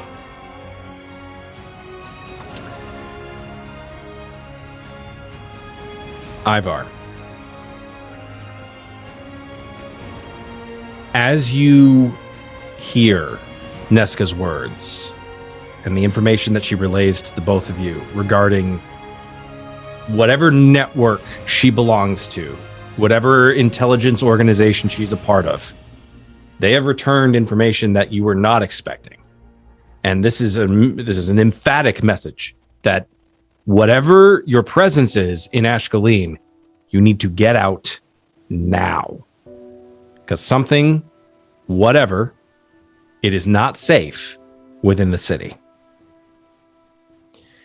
At this point, you cast Detect Good and Evil. And what are you looking for specifically? I'm trying to sense if there are any threats, if there is any active darkness and evil energy in the surroundings, either around us, approaching, getting closer. There is nothing immediately near you. But something is always on the peripheral, or on the periphery of your sense. It seems to flicker in and out, or it's almost like something walks into the circle of the spell and then immediately walks out. And it is distinctly undead.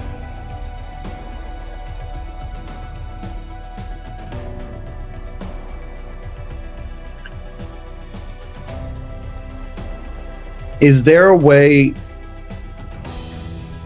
for me to try and sense if this thing that is sort of moving in the periphery of my sense is actively, like, if it's deliberate, you know? Like, I want to I don't know if there's a way for me to do that, but it's almost like trying to sense if this thing is actively, it's more than just the vibe of the city, but rather something that may potentially be on us, like on the hunt for us.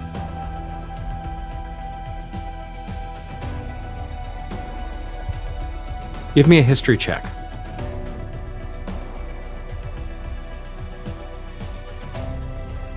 $13. The movement of whatever undead things that are out there, the movement seems sporadic. It doesn't necessarily indicate pattern, as if you are being watched or followed. It just seems to be happening, and it's all around. It's not necessarily coming from one specific direction. But they are not treading, or it is not treading with any specific duration within the confines of your spell. But it is something that is hinting at the perimeter.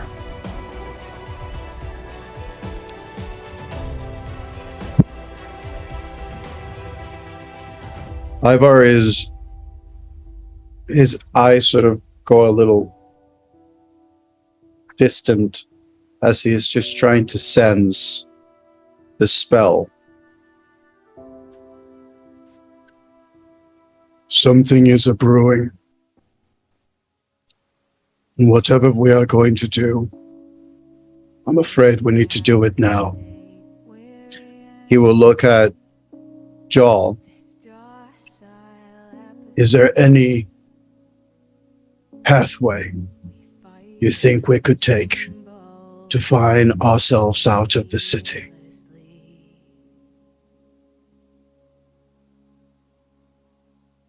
Is there anything that would stick out to Jal? Be it just, Give me a history check. Okay. I'll say with advantage, given your knowledge of how the guards work and what current lockdowns there are within the city. Okay.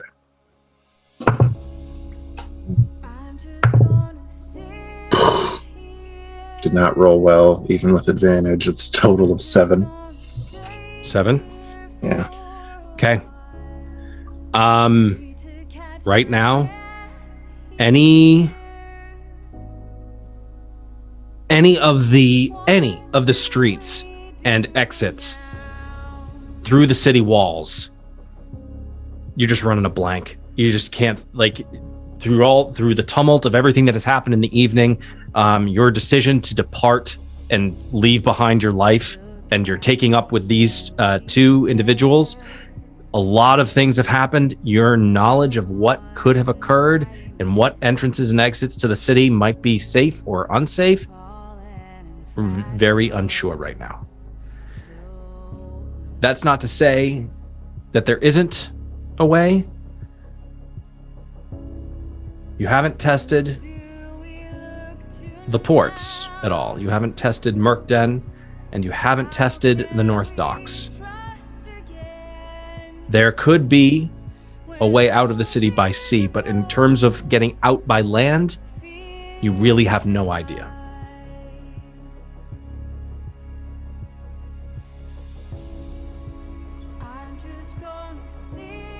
Jal thinks for a moment, and as he's kind of considering all options,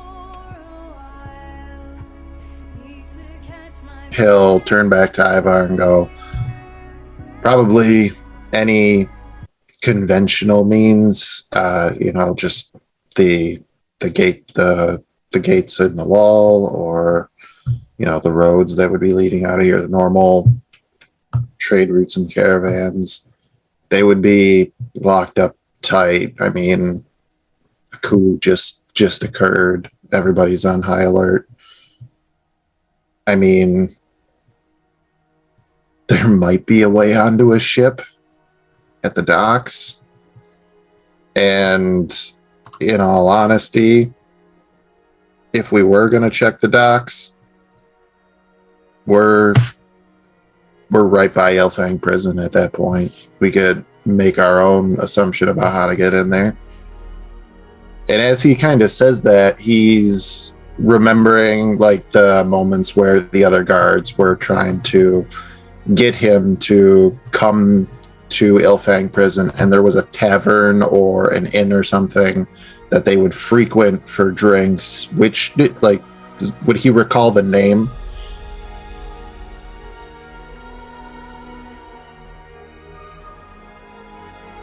Yes. Hold on one second. Okay.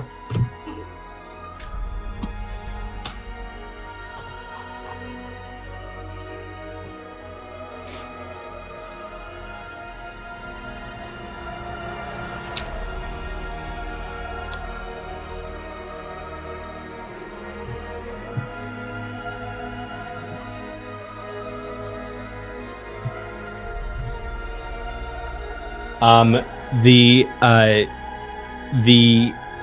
tavern that you were invited to was known as the Blissful Bites.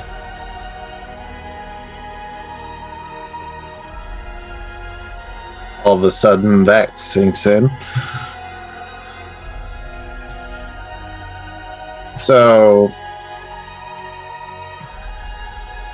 thinking back to if we wanted to try to go for the prison, I mean, if there's no way out, then the only way out is through, I guess. Maybe we could check out this tavern, the Blissful Bites, they called it.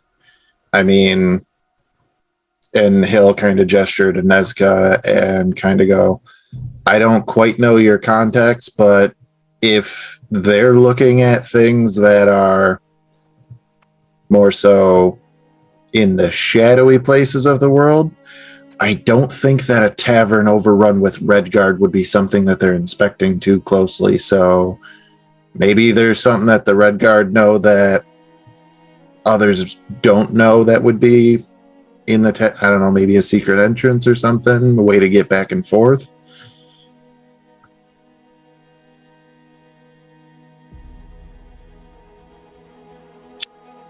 And if that's the case, if we're not going to go the prison route, can I take this armor off? It is too heavy. I hate this. I only ever wore it for morning report, for ceremonies, things like that. I hate it. That's what he says in game, but out of game, I'm not proficient in heavy armor, so right now I can do almost nothing while I am wearing this plate armor. Neska holds her hand out for the ring. I would. He'll kind of like, I can't do that until tomorrow again.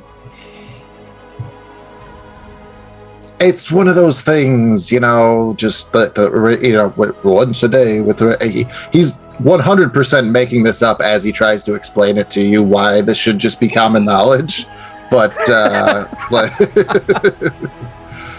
But he's just like, I don't know. It's just, that's the way that it works. When it was given to me, it was just, Neska, hey, give once me a day. perception check. And Dirty 20. dirty 20.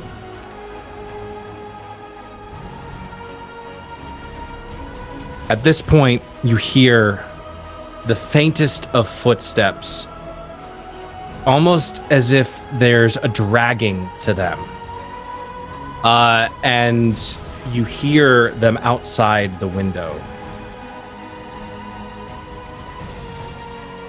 Outside the window. Outside the window. So down on the ground outside the window. Oh, okay. It's out in the street. Yes. Yeah, I thought they were scaling the walls or on the patio or something. Just the blood-starved crawling up the side. Moonwalking No. outside the Ivar window. would have sensed that. His spell is up for 10 minutes, so... That's Which I'm still coming back as a humanoid, unaligned. Noted. I will sort of like just as Giles going off about trying to explain and pass off his abilities, I just turn, just whatever. And I go to the window and I try to see anything.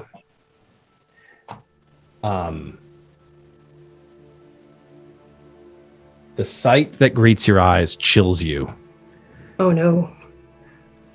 Your blood grows colder than it normally does.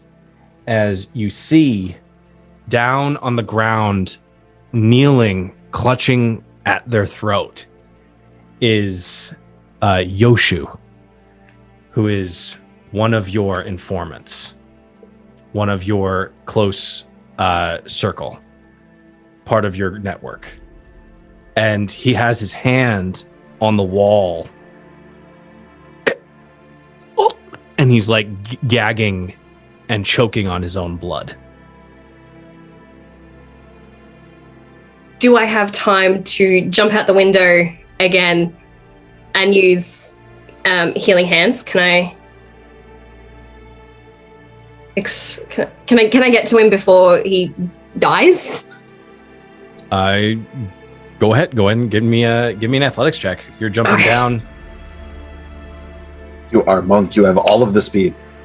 I know I have 55 feet of movement, and I'm just wanting to see how quickly and effectively you do it. okay. So, athletics or acrobatics? Because they are Acrobatics. Give me acrobatics. Yeah. Amazing.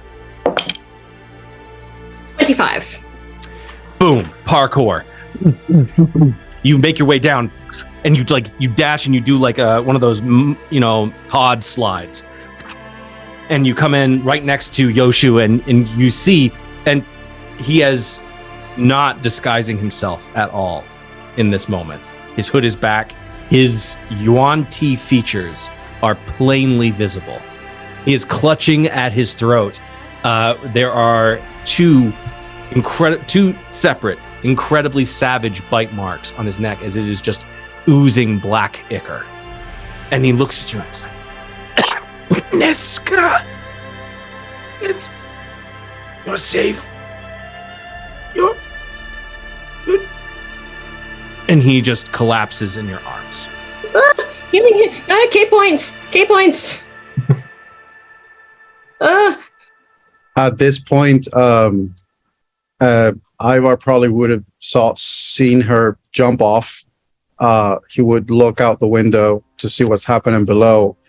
Can I look around on the street and scan it to see if there's anything that I see? I'll say, again, your Detect Good and Evil spell is still up. At this point, it is something that's on the periphery. If something happened to him, it did not happen right outside the window. He came within after it had already happened.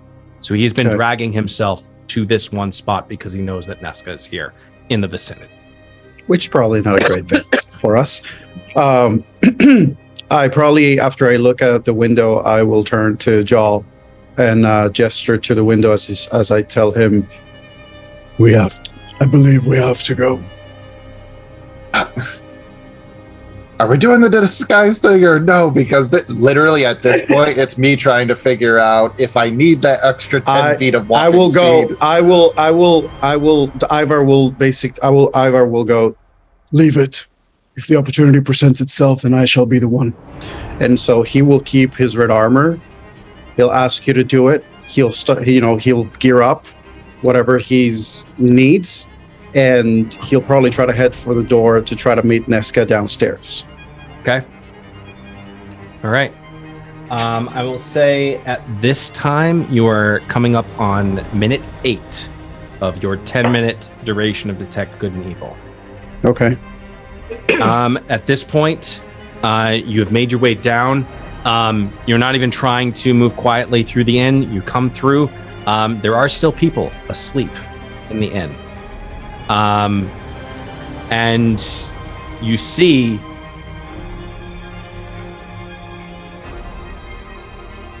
you feel in this particular moment, whether it's your own instincts or it is a monitor's guidance or intuition in this moment, that whatever is going to happen, the people around you who are not following you in this moment, there's a good chance that they will not see the next day.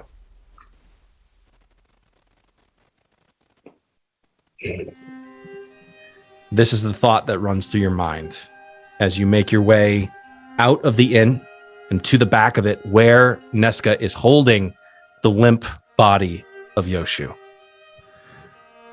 Yoshu is unconscious at this point. It looks like a fairly mortal wound that he has sustained to his neck, almost as if something was following him on his way back here to find your message. And at this point, Jal, are you following Ivar? Are you with Ivar at this point? You're slowly as I am taking off the armor. Yeah. Well, I'll just say you do that. Yeah. You're able to get back into your regular garb. At this point, it is about 3:30 in the morning. As you guys round the corner, you see Neska holding Yoshu's body. You see the greased scrawl that Neska had placed on the wall and the other markings around it. Neither of you are able to discern what it means. You just know that this is a way that, or you can assume that this is the way that Neska communicates with the network that she's a part of. Neska, what are you doing? If I could make it to him in time, spend a key point and do a hand of healing for 7 points, if I can get there in time. I'll say you rolled a 25. I'll say, yeah, you made it. You make it in time. Okay. He is unconscious. He is hanging on by a thread. And he was saying what? He said, Neska, almost as if he was happy to see you and happy to know that you are safe. Ooh. That's saying something. Okay.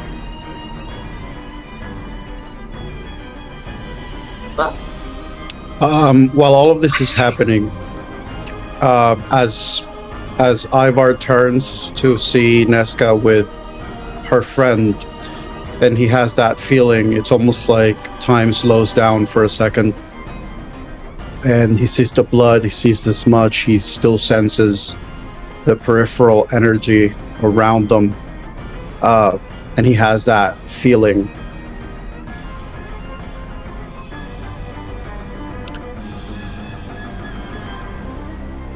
I think, oh man,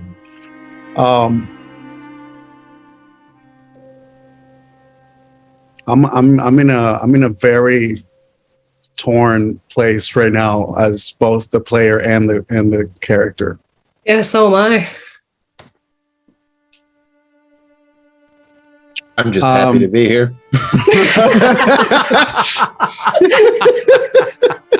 Spoken like a true warlock. Yes. Good or bad, I'm just really happy to be here. Also, I'm awesome.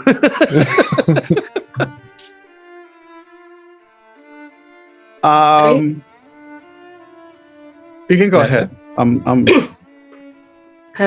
Just Neska's really, really conflicted about what she's just witnessed. The fact that Yoshu's was almost happy.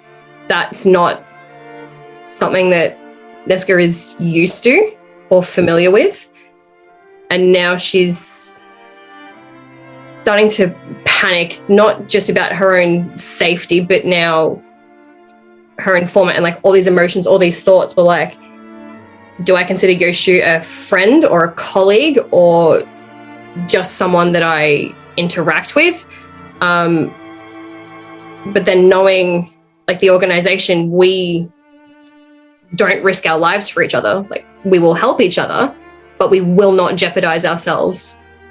So the fact that this has happened, emotions are starting to boil inside her, and she does not know what to do with them.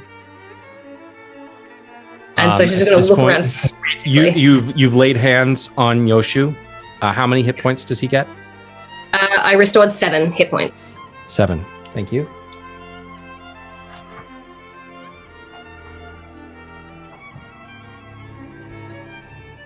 Okay. As his eyes open, at this time, you see Neska holding this limp body of somebody who is very clearly not a human. And you see in this moment, because you've seen Neska's almost a face. You've seen her eyes specifically, and they seem different. But in this moment, whereas before she had appeared very distant and almost cold and calculating, in this moment she appears, the eyes are darting, they're dilating, they're contracting, they're going all very panicked in this moment, completely unsure of what the next step is. You see her place her hand on Yoshu's chest and just push life back into him. As you see the wound on his neck begin to heal ever so slightly, and the blood pouring from it has ceased to run. And you see his eyes just flicker open as life sort of re-enters his body. He grabs you, Neska, and he says, I came back to see that you make sure that you got out. The network is gone. We all need to get out of here. Whatever's happened, the undead have risen. The dead have taken the city. Whatever gains we were hoping to make in this portion of the world, this work is for naught. We must retreat. We must get back home. I don't expect you. and he pauses, realizing that even being given this second chance, that he is still incredibly weak. I don't expect you to stop and hold for my account. I just want to make sure that all of our sisters and brothers have a chance at getting home. And he's just sort of, you see his like body just sort of fall limp as he just sort of contracts and is just sort of trying to catch his breath at this point, as his throat is still like heavily lacerated. Can Ivar... sorry. Ivar and Jal, you recognize this guy is not human. Has similar, different coloring, but similar eye makeup as Neska. And has sort of a similar looking build sort of to Neska in certain respects. Although he definitely appears male. Ivar is not paying much mind to that right now, but he would like to intercede and ask the wounded male. Do you know of any particular place by the ports that we can use to escape? Anywhere. Ayoshu pauses as he tries to catch his breath. He says, there are several ships down in Merkden that you might be able to board and get out. Right now, nobody is watching the sea.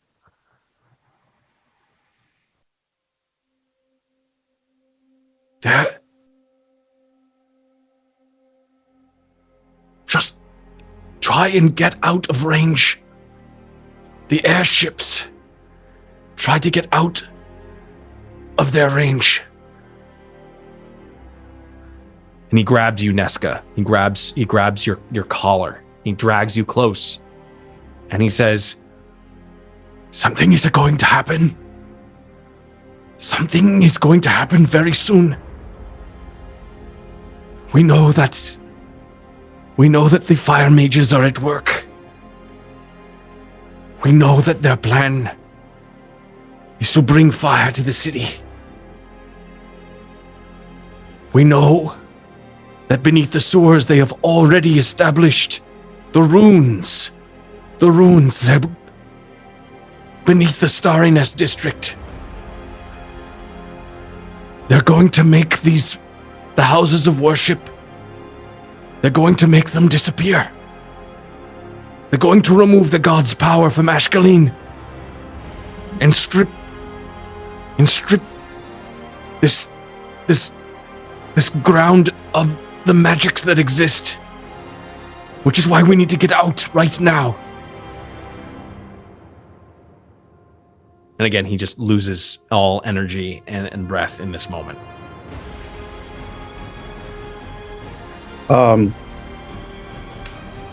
There's a Go. there's a sharp intake of breath as Neska takes all of this in, and it's a hiss. Like, she's still looking around frantically, and then she just looks to you, pleading eyes, like probably the first time she's actually made full eye contact with you without the hood, without like hooding her eyes under her mask. She's pleading for help. Ivar, at this point, your detect good and evil spell is done.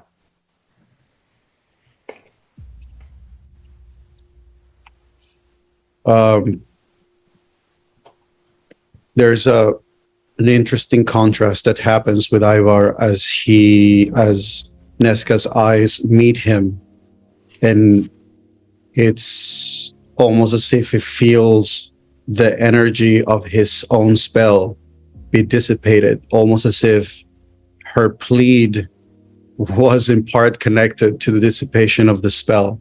And he takes this as a sign from his god, from his deity, that he is to respond to that plea. He approaches her and says, "We need to move." So I have a question. If Ivar wanted to carry the mail to bring it alongside with them, would he be able to do it with the armor that he's wearing, or would he need to take the armor off? You could still do it. I mean, you would. Are you worried about like? Yoshu is you would be able. You just give me a strength check. You'd have to do a few strength checks as you're moving, in order to make sure that you are able to keep hold of him. Yeah, I would help. I would, like, the whole maybe drape one arm over each of us kind of deal, and then just run with you.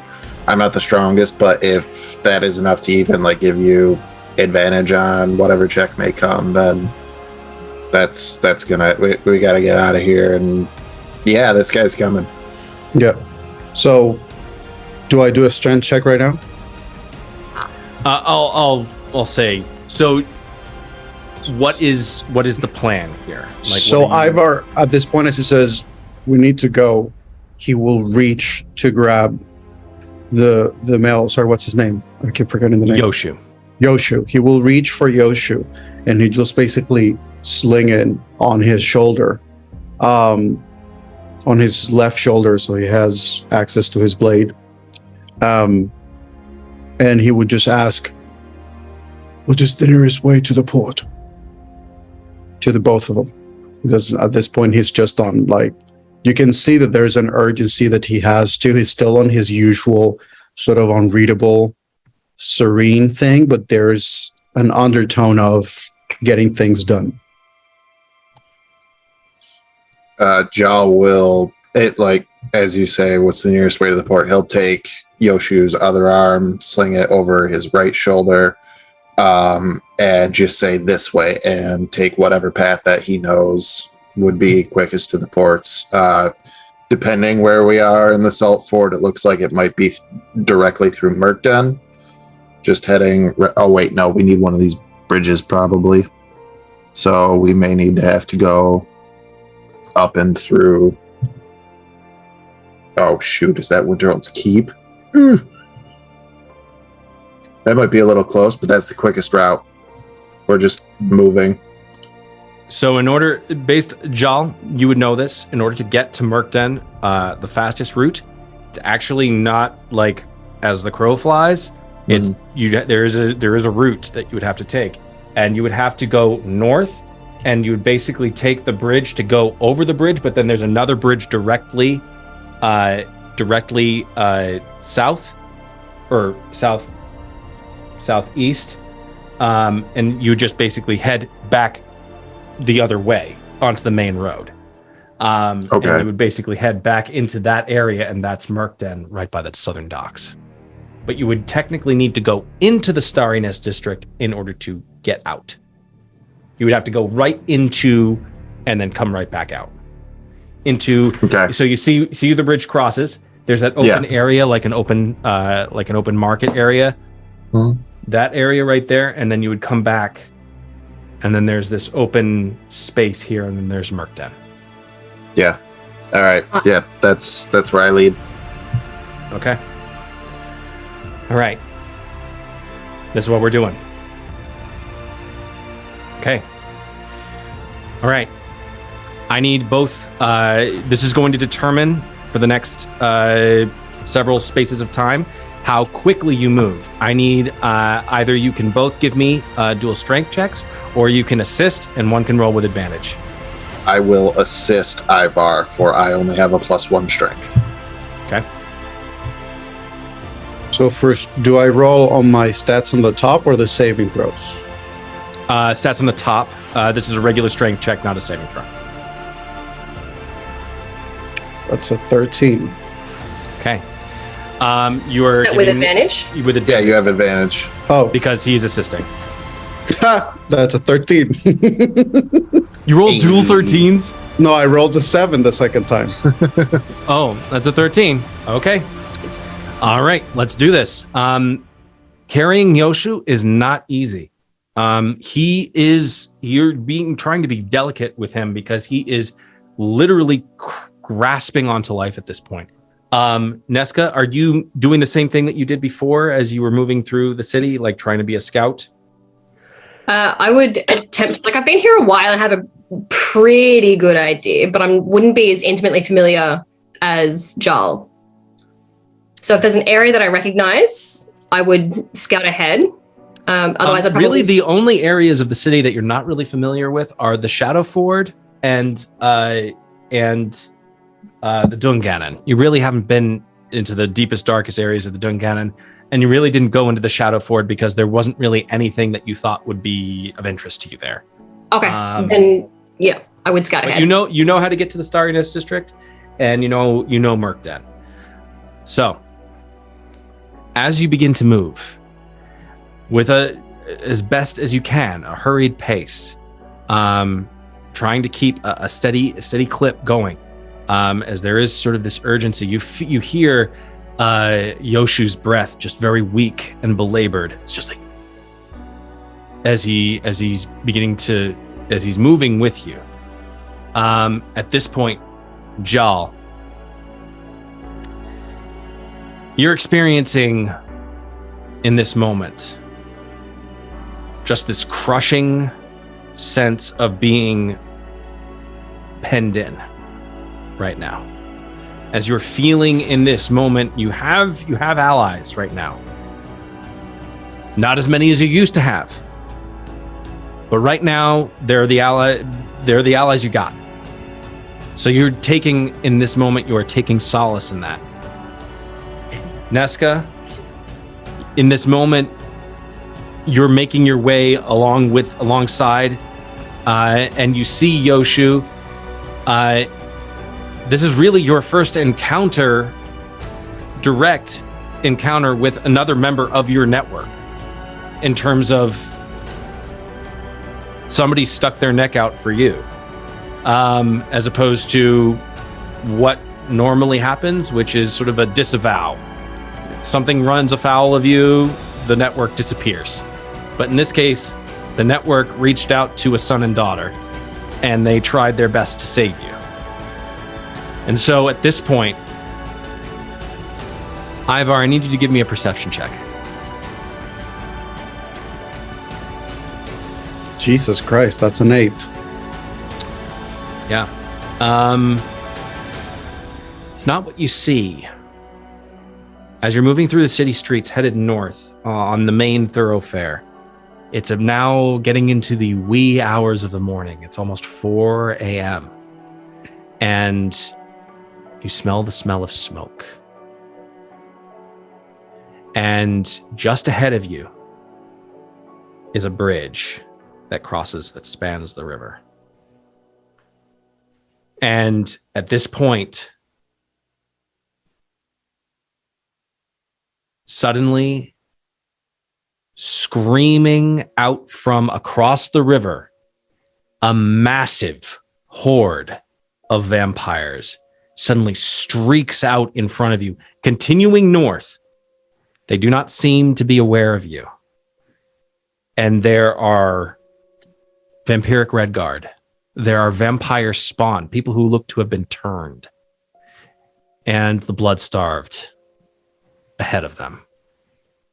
They all seem to be, in this moment, chasing after a few individuals heading towards deeper into the Starriness district. And you see several of the some of them look to be like just random townspeople. You do see an odd looking, you see a tiefling who looks to be dressed in nun's garb. You recognize the symbol. It's a symbol of the Order of Selune, the moon goddess. You see them running north. You see a massive, looks to be almost 7 foot tall, metal humanoid figure with a massive glaive running after, in tow, like with the monk, carrying in his arms a small, pale, black-haired human child, running along with, headed towards in the direction of the Starry Nests. It looks to be like they're headed for, you can see in the distance the massive temple that is dedicated to Talos. And there's a dome, and in the center of the dome there is a crystalline spire that is encasing almost a shard of continuous lightning that spirals on the inside of it, which is the symbol of Talos.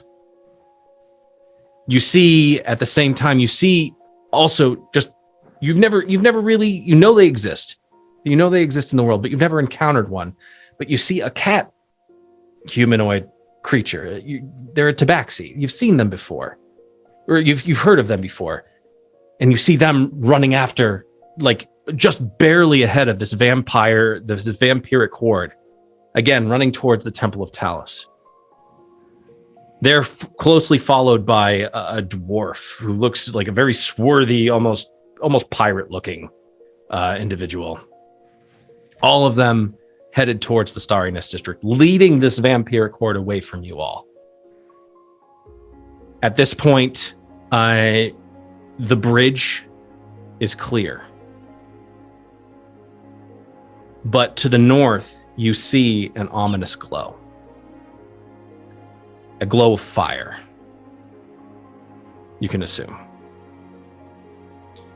In the direction of the Starriness District and Winterhold's Keep. And you can hear the sound of battle and of death. At this point, you have a decision to make. What do you choose to do?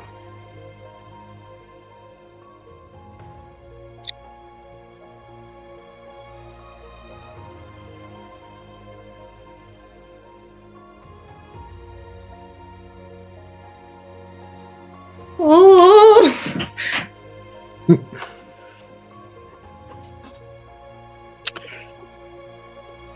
We need to keep going. This is not a war we can win. And her voice is stoic, but her eyes are panicked. I'm gonna do something real quick.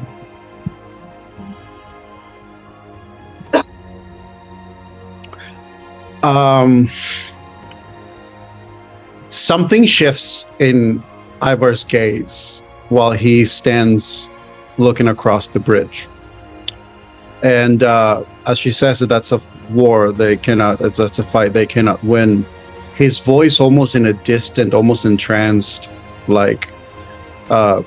says, almost as if he's struggling with himself. He says, "Some battles are worth dying for. Sometimes you must stand against evil, even if it's the end of your time." but you can tell that he's not fully convinced about it. It's not like a certainty. It's almost like as if he's having an argument with himself. Neska's gonna come up and sort of like, hey, look at me. Like, she's actually gonna get like up in your face and make eye contact again. And you can now see that her eyes are actually slitted. She has reptilian eyes. And when she blinks, there's a second eyelid that goes horizontally. You were willing to help me back there. Please continue to help me now. I suggest you live and fight another day. And I cast suggestion. Oh my god. Okay. So you need to make a wisdom save if you choose to resist. Is there only one target on that?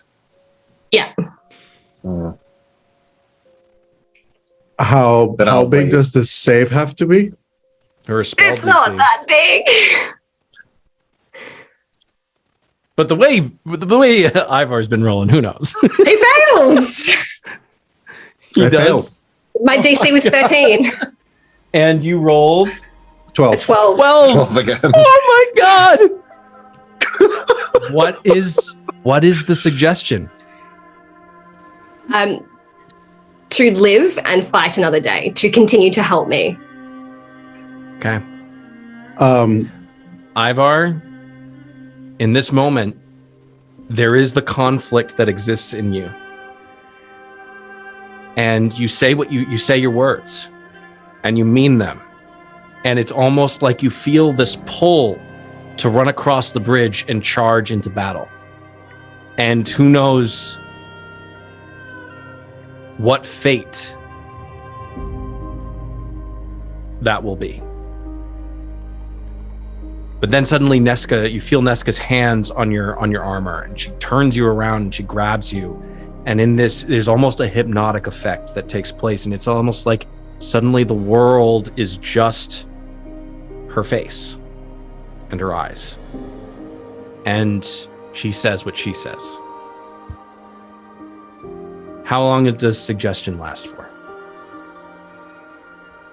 It is concentration up to 8 hours. Yeah. Wow. You feel this immense warmth come from Neska, something you haven't felt, and you feel compelled in this moment to do whatever you can to make sure that Neska survives whatever happens tonight or this morning. At this point, we are reaching 4:45. At this point, the very beginning hints of morning have just the purplish orange hue are just becoming evident over the tops of the houses of Ashcaleen. The smell of smoke is getting stronger. What do you choose to do? Ivar feels the warmth and the energy and everything narrowing down to Neska's face. His mind makes once more the connection of when she pleaded with her eyes and his spell disappeared. And now as she's asking for him to live and fight another day, sunlight is beginning to appear. So his belief, his faith, connects the dots to justify even more strongly that he is to follow suit with this, that this is his calling. And so he just says, We must continue. and ready to follow suit to the port as we've continued. And what about you, Jal? What is Jal doing? This entire interaction, Jal has just been staring across that very same bridge. And if I may, for a moment, take you into like Jal's kind of backstory. He's a rookie Red Guard. He served military, just normal military before that, just, infantry and so on and so forth. And he's always had a problem with authority telling him, no, you need to stay on mission. His success has been his hubris in that he has succeeded in defying orders and, coming out on top. So he has the ability to, come back and say, well, it worked, didn't it? So like going in solo into areas where, he's being told, don't do that. Keep doing what you have to do. And in this moment, he's looking across that bridge, and Ivar probably being closest to him, you could probably hear Jal say under his breath, I could do it. And then it's as the conversation is happening, Neska saying, live to fight another day, and then Ivar shortly afterwards saying, we have a job to do, like, let's move on. He's hearing every single captain, lieutenant, or drill sergeant that he's had in his entire career telling him, stay on mission. And as much as he doesn't want to listen, that, one more time, he shakes his head, puts his head down, and lifts Yoshu up a little bit higher and gets ready to follow along with where Ivar and Neska are leading.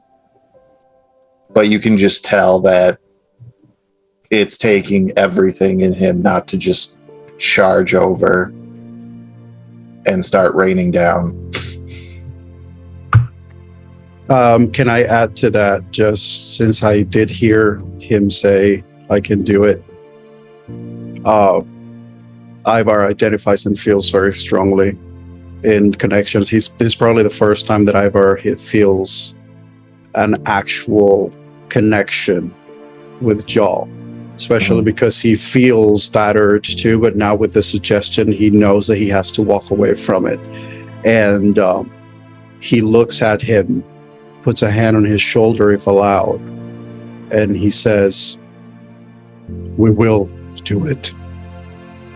Just not today." You know, everybody keeps saying, beware the dark. It doesn't sit well with me. It should be the other way around.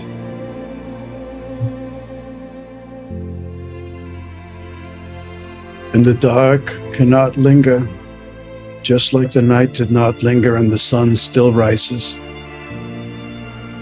One day it will be vanquished, and you will live to see that day.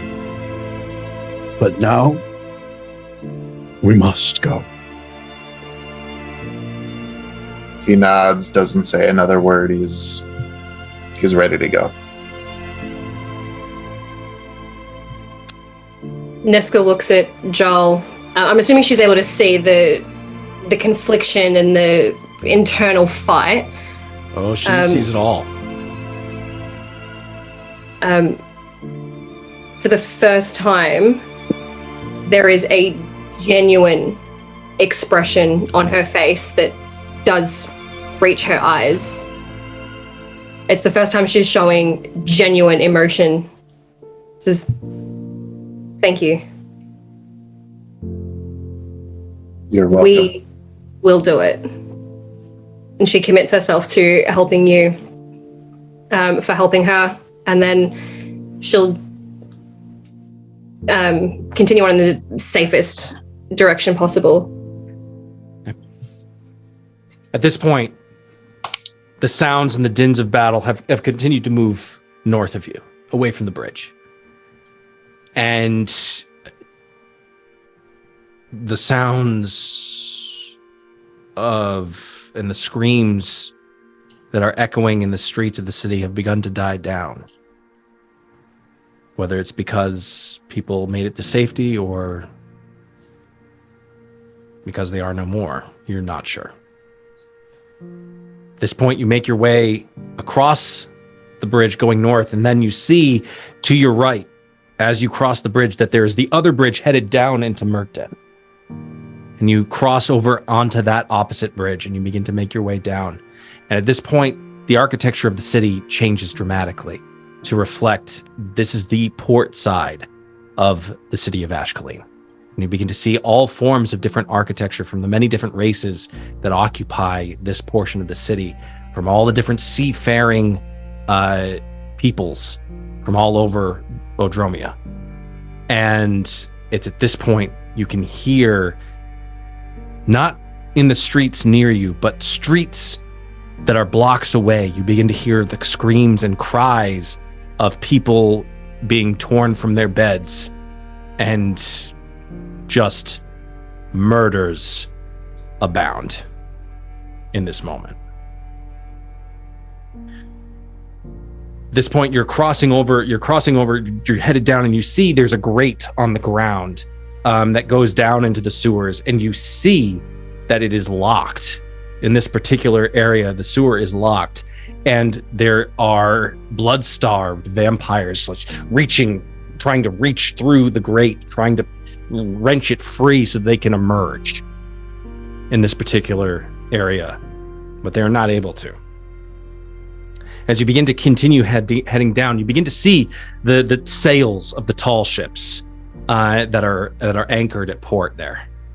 And this area, at this particular hour of the day or of the morning, it is quiet and peaceful. You hear just barely over the din that is behind you.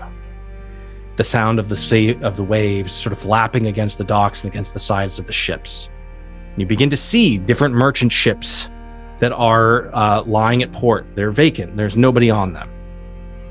You see some smaller schooners. You see some yachts even that are anchored there. At this point, hold on. Just because I didn't want to end it on a sad note. At this point, there is a scream that rends the air. It's a human cry. And in front of you, you see this woman in a white wedding dress. She is tan of skin. She does not look to be a native human to Nimrion. And she runs out from an alleyway. Just in this particular moment, you see two blood-starved vampires chasing after her. And a third vampire in the alley has a man dressed in what looks to be almost the garb of a newly married gentleman. And you see this vampire just sucking the life force from his neck. And just gouts of blood just pouring out of it as this vampire begins to feed. The two blood-starved immediately begin to chase after this woman as she flees the alley. I need you to roll initiative. Happily. Yes. Yes. Fucking happily. Oh, yes. Oh, let's go.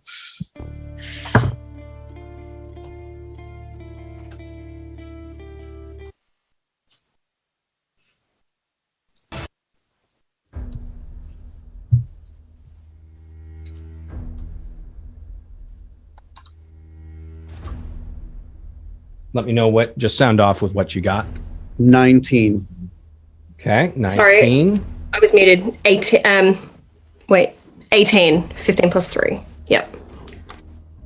We are in sync. 17.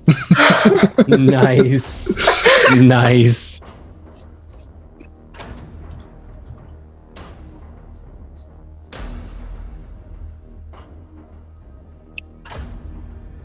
Okay.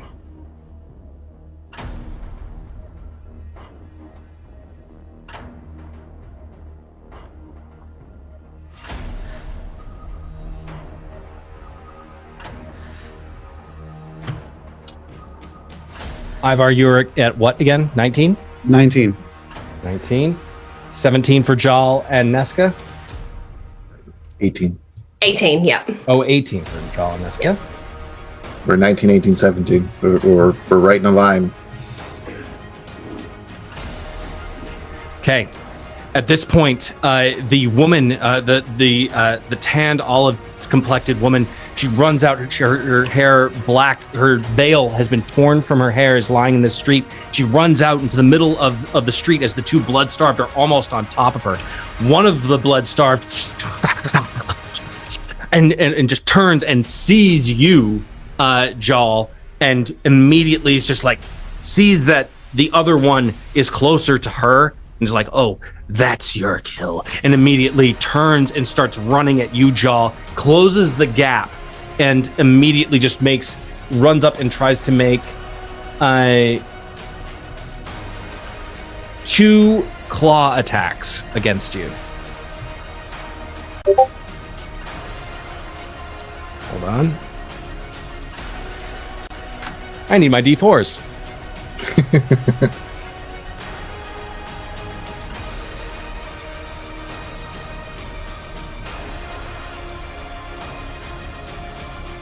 Yeah, that hits. I'm just gonna start chalking up that damage.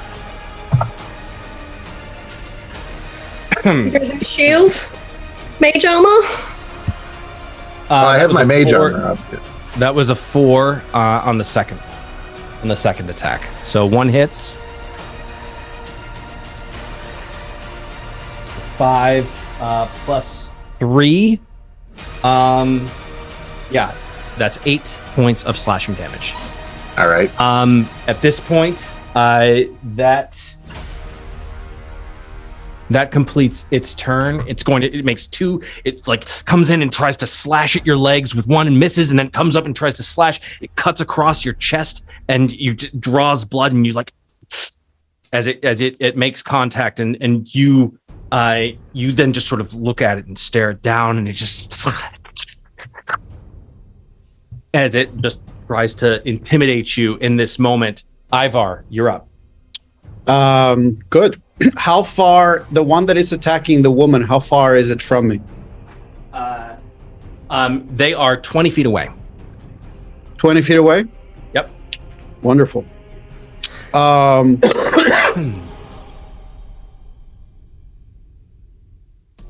Ivar is going to... So obviously he at some point dropped his extra carrying bag of person. Is that obvious? I mean, Jal feels this and just kind of nods to you, just goes, go! As much as I would like to just grab the leg and start swinging and turn it into a Hulk versus Loki sort of weaponry, Jal, Ivar quickly drops Yoshu. And how close am I to the blood-starved that it just attacked? You're within 10 feet of, because you guys are pretty centrally located. Actually, no, 5 feet would be within 5 feet. Because you're next we to, should all be in the you're same next square. To, yeah. Great. So this is what's going to happen. Ivar is going to use his first action to attack the blood-starved that just attacked Jal. So he put Yoshu down, and as he dropped him and this creature gets within 5 feet of him attacking Jal, he uses the momentum of the drawing of his blade to also so basically connect it as a draw that is at the same time a strike, as a slashing strike toward the creature. So I'm going to roll that. It's a 24. That definitely hits. And so that means that I get... Right, 1d slashing.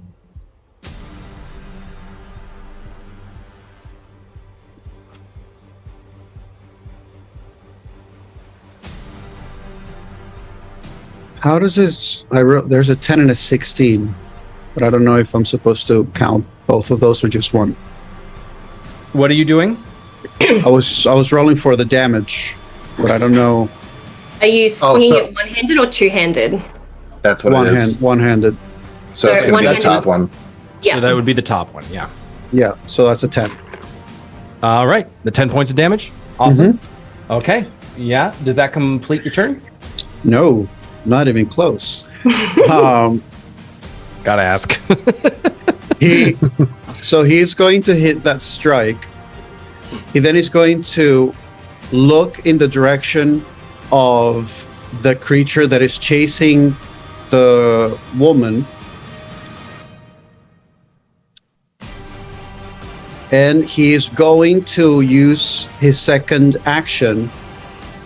As he locks, he sees it, he focuses his energy and his attention, and he's going to use command as he just whispers but sends the energy of his intention through it as he just says, freeze. And he tries to cast command on it. So he needs to roll above 15 wisdom. It's a wisdom? Yes. Well, these things are... That's a -1. So that's an 11. It freezes. Stops dead in its tracks, which was good because it's literally 2 feet away from this woman's face as she's on the ground. So it's like, and it just stops. It literally freezes in place, its muscles locked in position. You see that it's just this odd looking thing that's taking place. It is just stopped and almost feels like it could almost slump over, but it just can't. It's almost like rigor mortis is set into its body. And the only thing that is indication is it looks like it has a glistening sheen on it from all these bodily fluids that it excretes. At this point, does that complete your turn? No. I am going to use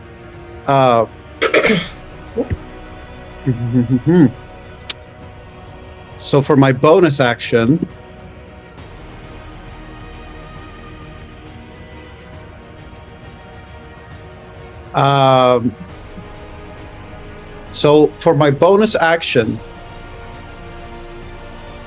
I'm going to, after I manage to free, so basically Ivar slashed at the creature next to him, looked at the other one, said freeze, just to make sure they didn't get the girl. And right after that, he turns back into the creature that he hit. And he's going to use his bonus action as he looks at it and says, burn. And he's going to use Branding Smite. Okay. And so that deals 2 extra d6 of radiant damage on the target. So that's on your next attack. Yeah, that's on my. Oh, that's for the next attack. Yeah. Never mind. The next time you attack, that's when you get the extra 2d6 damage. Yes.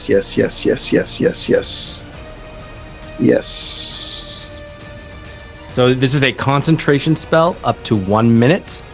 So the next time you hit a creature with an attack, you get an extra 2d6 radiant damage,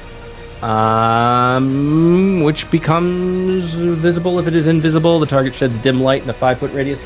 So this thing will start to glow, maybe. That completes your turn. That brings up Jal. It is your turn next. Should be Neska. 19, 18, 17. Yeah. Oh, my bad. Hold on. I thought you both got 18. My bad. Oh. All right, Neska, it is your turn. Alrighty.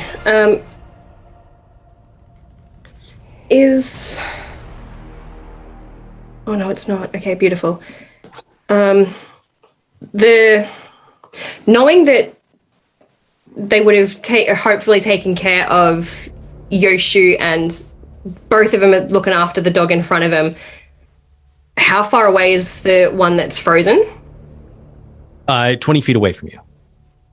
Amazing. Rush up to it and let's lay into it again. Does attacking it remove the command? I think so. Nope. Does not? Oh, really? I am fairly certain. Command is a fantastic spell. Let me double check though. No effect. I won't.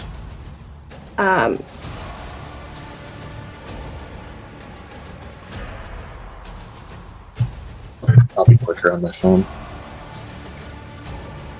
Wait, actually, I just realized something. Oh, yeah, you can't. It's It has undead. no effect. It has it's undead, yeah. Okay. Well, we'll didn't say remember that. I will say that for the sake of this, I apologize for not recognizing it sooner. We'll say for this particular encounter, the command spell is just really strong. And it will work on this one particular undead.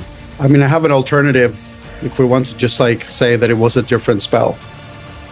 What spell do you have in mind? Compel duel. Oh. So basically, compel duel means that the creature, if he failed the save, which if we're using the save that we already did, that means It that attacks you. it attacks me. Okay. So it would However- keep. We'll say that. If you did that, you wouldn't be able to do Branding Smite because they're 2 concentration spells. Yeah.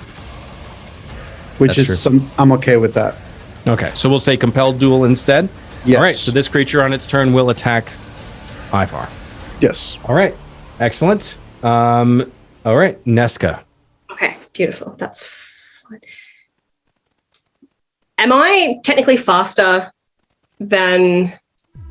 Oh, no, I don't want to leave. You're faster than everyone. No, I'm just trying to think. She's really conflicted on what she wants to do. She's just going to lay into the one closest to the one that hit Jarl. Okay. All right. So she's going for the one that hit Jarl. Okay. All right. Yep. Go ahead. I think, just to reiterate on the flavor from before, if Ivar's cast Compel Duel, I'll have seen the other staff like stop and look and like ready itself to come at him. So I know that woman's safe. Perfect. Yep. Mm-hmm. Yeah. So I'll just lay into the one in front of me. Got it. All right. Go ahead. Give me an attack roll.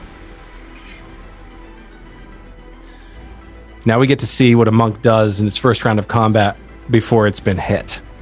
Oh, yeah. Where's my... Oh, there it is. Let's see. 22 to hit. That is a hit. First attack. Second attack is going to be a 24 to hit. That's a hit. And then I'm going to spend another key point for Flurry of Blows. Brilliant. Love it. Which is my bonus action. I get another 2 hits on that, don't I? Or is it just an additional pop? I'm sorry, what was your question? Sorry, is Flurry of Blows an extra 2 attacks? Yes. Yes. Yeah, cool. So I get to... Okay. 11, 17 to hit.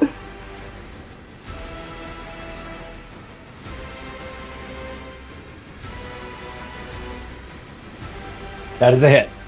17 to hit, beautiful. And then final is a miss. Okay. So that's going to Alrighty. be... That's 4 hits. Please roll all of the damages. Like even at your lowest rolls, this thing is still going to be absolutely maimed. 6, 9, 10. And then so 3 because I missed my third. And then... No, because I missed my last attack. So I got 4. I missed 1. She's you got 3 hits. Okay, got it. Okay. So that was 10? 19 total. Oh, how do you want to do Bludgeoning. this? Just turning around and just go into the skull, like just up, like downwards, uppercut, cross, just destroying this thing's head. And in common, we are leaving. Nice. That is my turn. Excellent. Yeah.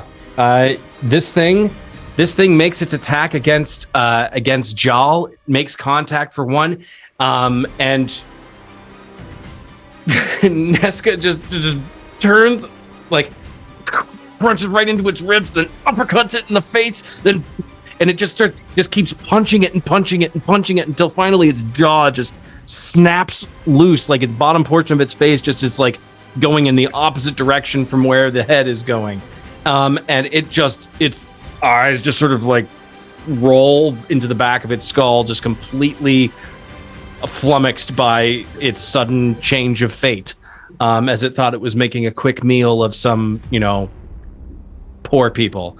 And you just absolutely obliterate this thing's skull and it falls dead. That brings up Jal. Okay, so one that attacked me is gone. dead. The one that was chasing the woman is now facing Ivar, but still about 30 feet away. 20 feet. 20 feet away? Okay. Woman is prone? Yes, she's on the ground. And am I correct that there is a vampire feeding on Hubby? Yes, you can see the gentleman that this vampire is dressed in resplendent red guard armor. Definitely looks a cut above the captain that you faced in the sewers. This man or this vampire has a golden sash as opposed to the blue.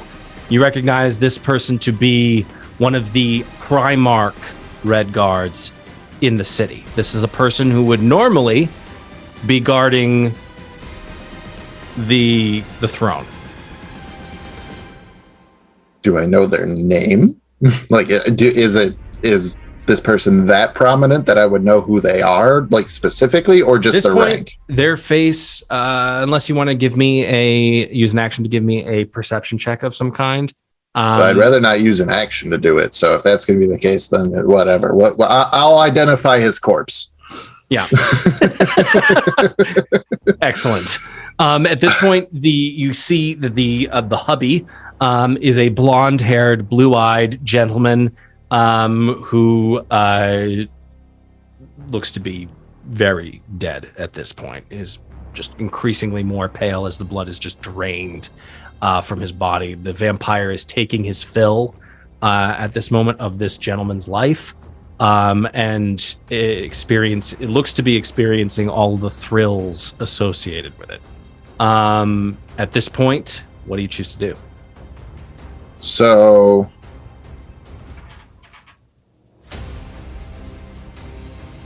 okay, I know what I want to do already. So with that, blood-starved, looking at Ivar, I'm going to... Well, first I'm going to turn to Yoshu and just go, "You're going to be good," and kind of set him down. Everything's fine. Everything's fine. I'm going to set him down behind the line that we are creating, so that these guys are not going to get past. There's Neska some crates. And Ivar, there's some for crates sure. and like lobster tackle and nets that are or traps that are on the side there that he just is propped up behind. Okay. I will then move to the bride. 20 feet. Okay. Okay, so interpose myself between so the bride on one side of me, on the other side, all of the vampires. I'm going to kind of bend down to her and just go, "You're going to be okay." And I'm going to use a bonus action to cast Sanctuary on her. Remind me if you're wearing your red guard armor right now. No, I took that off. Okay, just want to make sure. Or else I'd be able to do nothing. So cast Sanctuary. So just in case anybody does go by me and tries to attack her, they will need to make a Wisdom saving throw, or else they will have to choose a new target. And if there is no new target available, then they lose the attack. I love it. Okay. So, and that's up for a minute. It's also not concentration. That's awesome. So, yeah, it's a fantastic spell. So that being said, I will then turn back to this vampire that is, holding dead hubby and looking super happy, and I'm going to say, "No, sucks to be you. I learned how to punch recently." And normally I would throw Eldritch Blasts as just green magical fists. This time I actually make a green magical Neska pop up right in front of him and do her trademark combo as I Eldritch Blast him.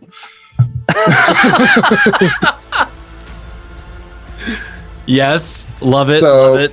So 2 rays. First one will be that is a 18 to hit. That does hit. Oh, wait a Okay. second. Hold on 1 second.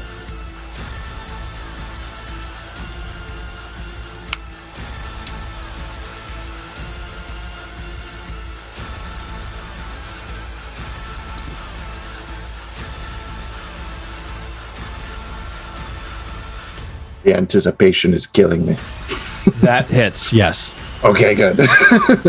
So I'll just roll the second ray and then I'll do damage together if I hit the second one, of course. Oh, no, not that one. That's a 10 to hit. That's a miss. Okay. So 1 ray.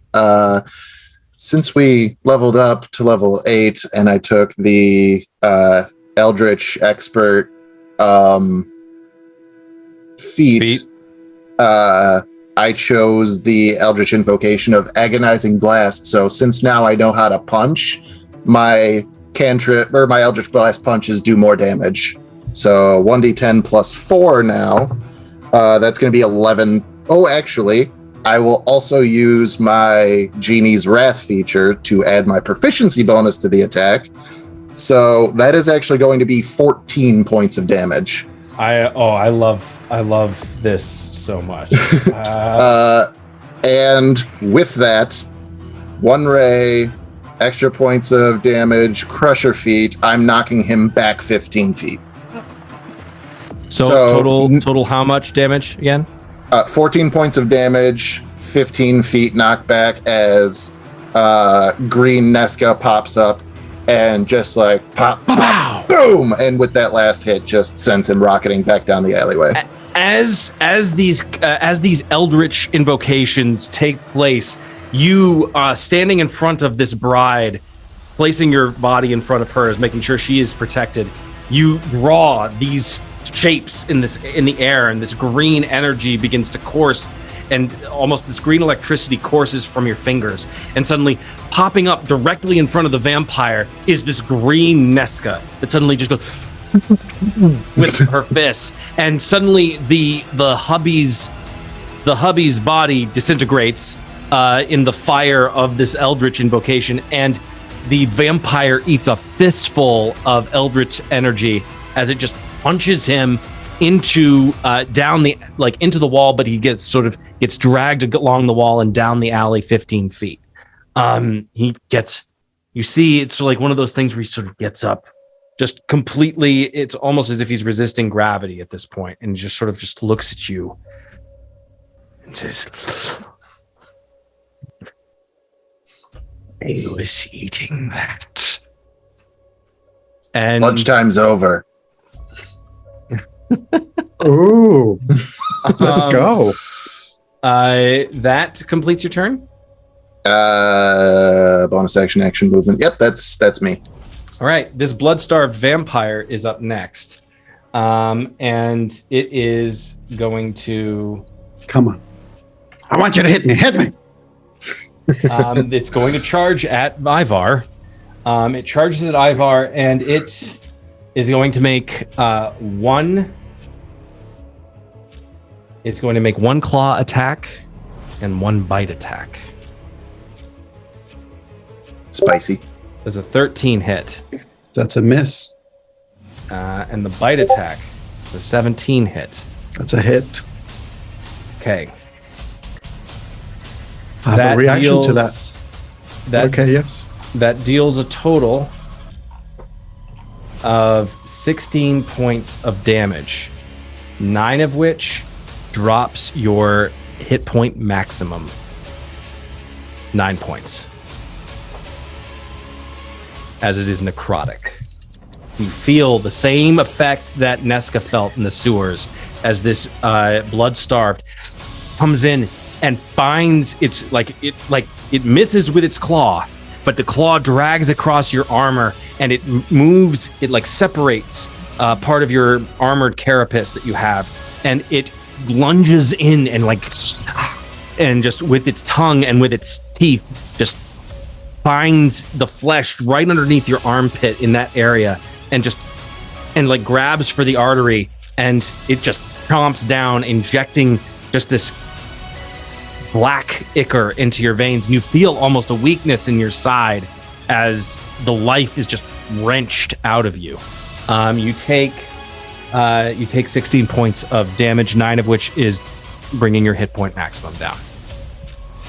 So the bringing the hit point maximum, does that mean that does it lower more than the amount, the current amount, or is it just for later that when I fully heal? That's for later. Got it.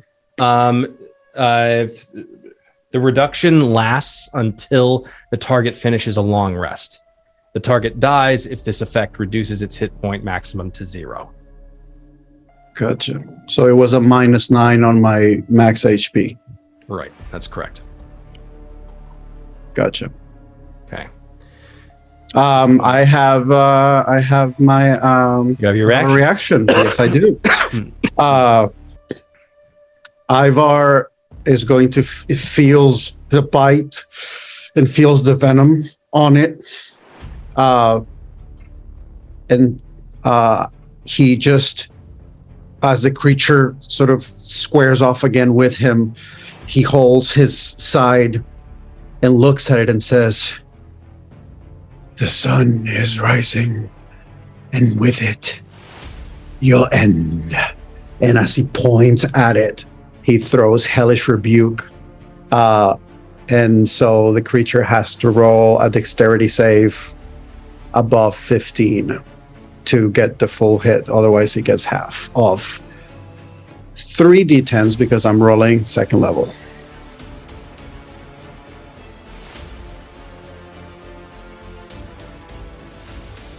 This is a dexterity saving throw.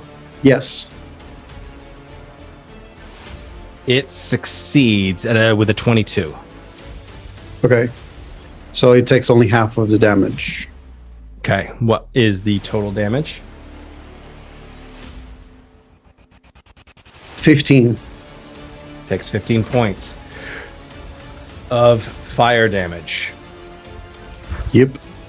You say these words, and it's almost as if like you would suddenly ignite this fire in your hands, glows as brightly as the sun would, and you just cast it down on this vampire. The vampire's like, and just sees just inevitable doom as this fire just scrapes across its face, charring it black, burning and boiling its eyes. It is now technically blind. It cannot see.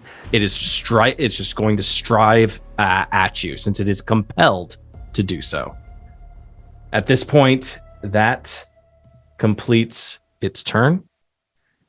It is now the vampire's turn.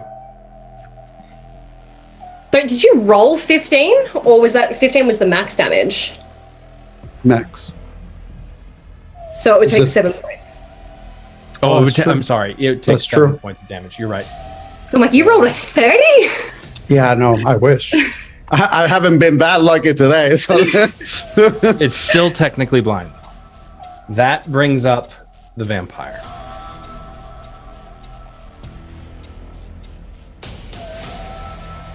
Okay.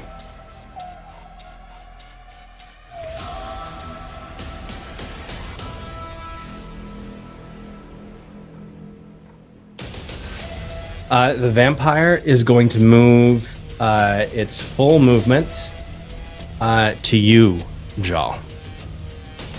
And it is going to come up right up next to you.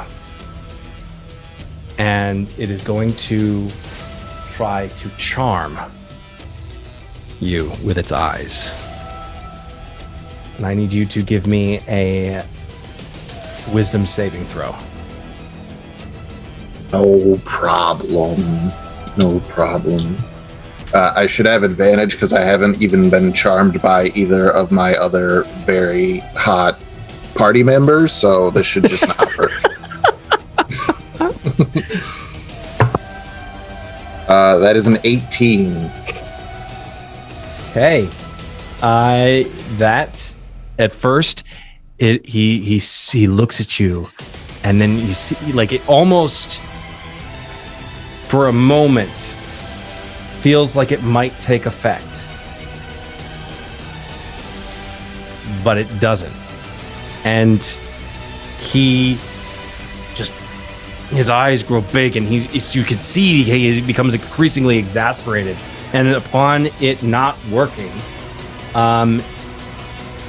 he is going to lash out with 2 unarmed strikes against you. While you're rolling to hit, yes, I feel the charm, fight it off, and I can see that he's visibly upset by it. Jaw will just shrug and go, I have a problem with authority. That is a 27 and a dirty 20 for both of those attacks. Oof! So you rolled high to hit. That means you're going to roll low for damage, right? That's how that works. I mean, it's always how it works, right? I mean, we always know this. Yeah. You're like, I crit. I roll 9 million dice, and then you roll. That is 19 ones. points of. That is 19 points of slashing. Oh no, bludgeoning damage. Ooh, I have that. I have resistance to bludgeoning damage from being a Dow Genie Pact. So 19. For real? Yeah. Fuck. Okay, so DMs out there, make sure 10 that points. you read 10 points all of of your bludgeoning players' damage. character sheets. Yeah, 10 points of bludgeoning damage. Yeah, I forgot that fucking genie pact. God damn it. Oh man, just when you think it's just like a normal, it's a warlock, whatever.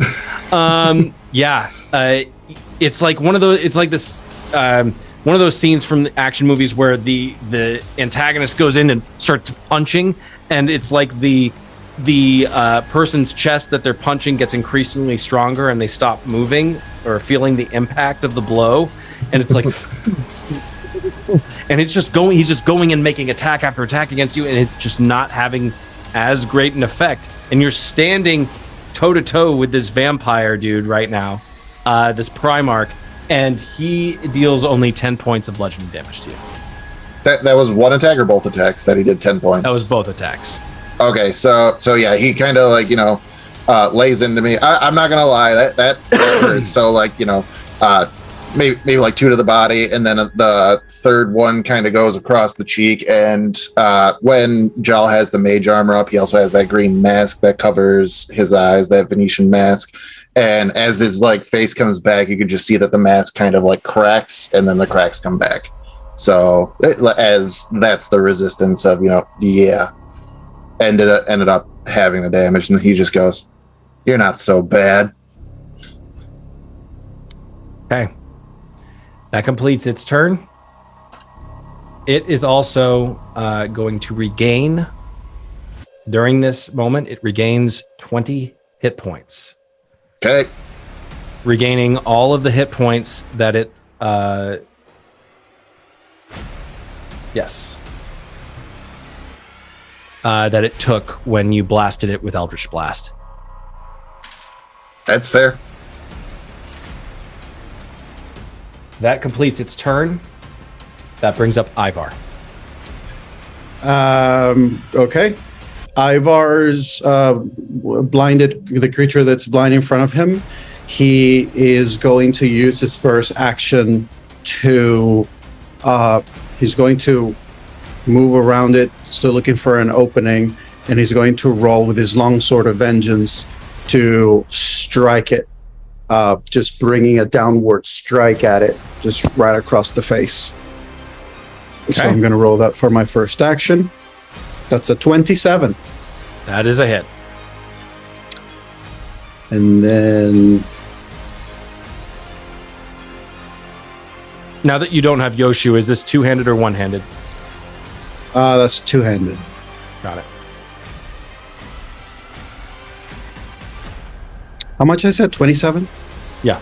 Okay, so it wasn't a crit. But you do have advantage because it's blind. That's true. I mean, that means that technically I could roll another dice and see. That's So what you we're have- saying? Yeah. Just for the hell of it? Yeah, no. Never mind. That didn't happen. And so...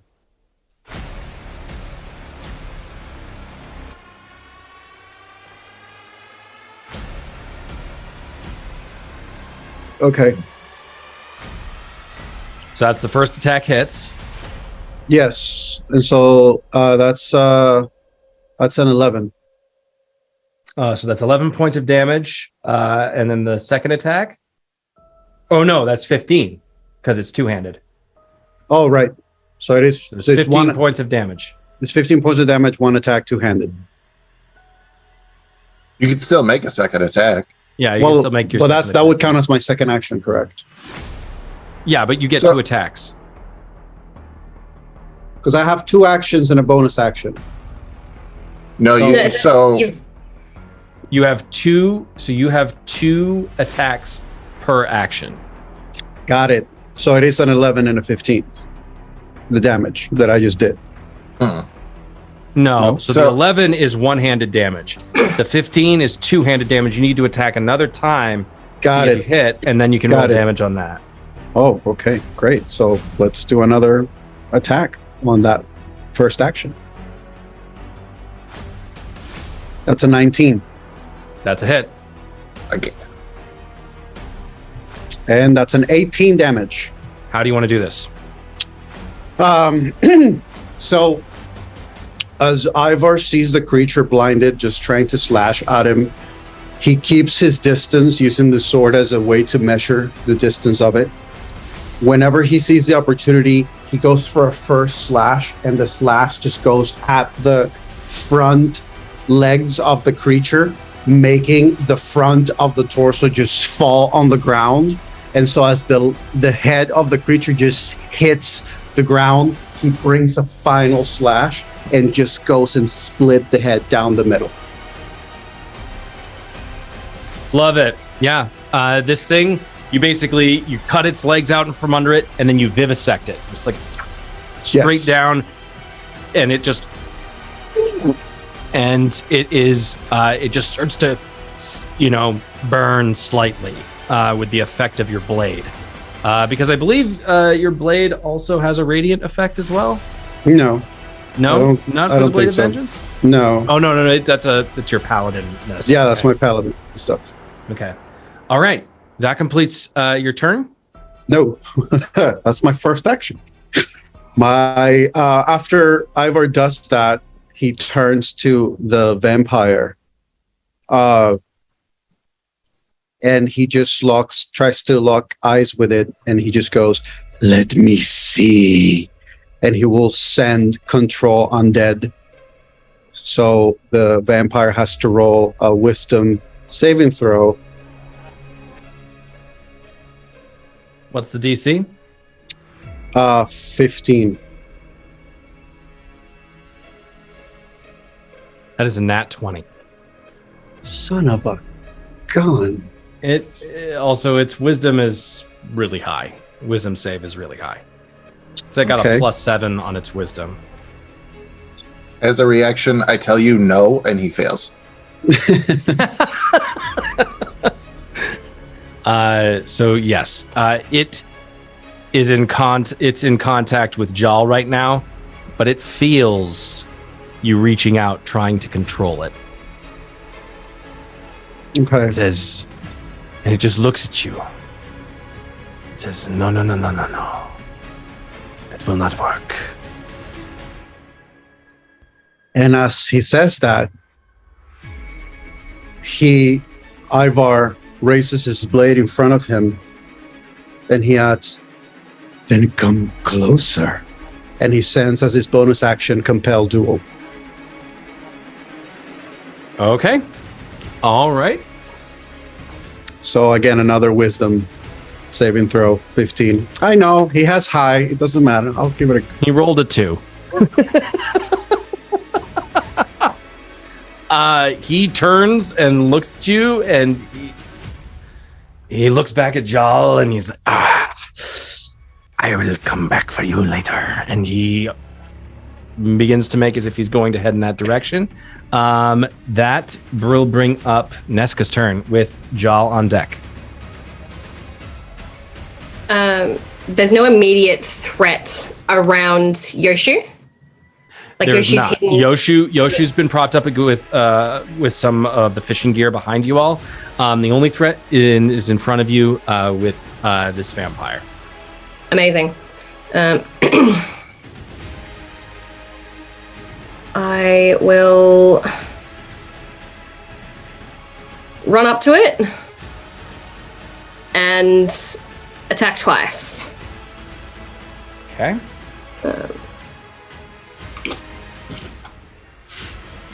Then, so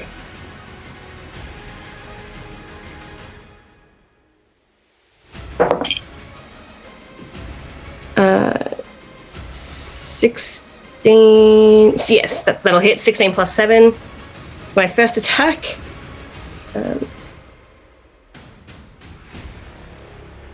Wait. No.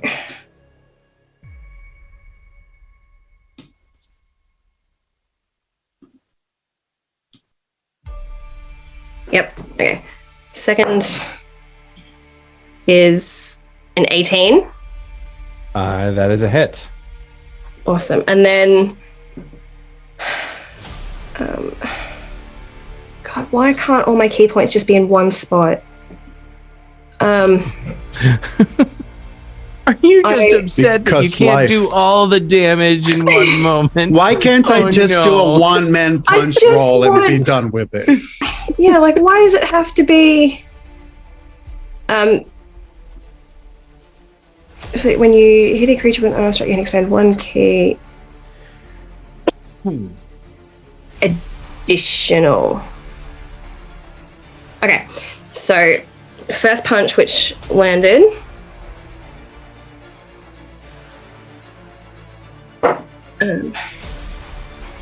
Four, 5, 6, 7 points for the first punch. Second punch, 5, 6, 7, 8 plus 6, 9 points of necrotic. How many total? What did I say? 8, 9, and Was it 7, 8, 9? So that's 24 points of damage. hang on, I rolled a 6. So it's 9 necrotic, which was on top of. I thought you said Five. it was a 7 and an 8. Yeah, That's 15 plus the 9. plus 9 necrotic. So that's 24 points of damage. Got it. Okay. Also, at this point, the dual spell is gone, because if someone else hits the creature compelled to duel, the spell breaks. Oops, It's okay. I did not know that.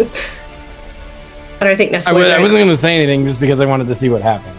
You're I mean, he's welcome to still come from me for daring to step into his mind. That's fine. So That doesn't change what I was going to do either. Bonus action, patient defense. Okay. All right. Njal, you're up. So this does make things a lot easier for me since I was sitting here going, what could I do that will not break compelled duel? But the good thing is that just because he's not compelled to attack Ivar doesn't mean he won't. So I can't do too much if I am in melee range with this guy. So I'm going to start using my bonus action telekinetic shove. He will have to make a strength saving throw. Let me just double check the DC. 15 is the DC for it.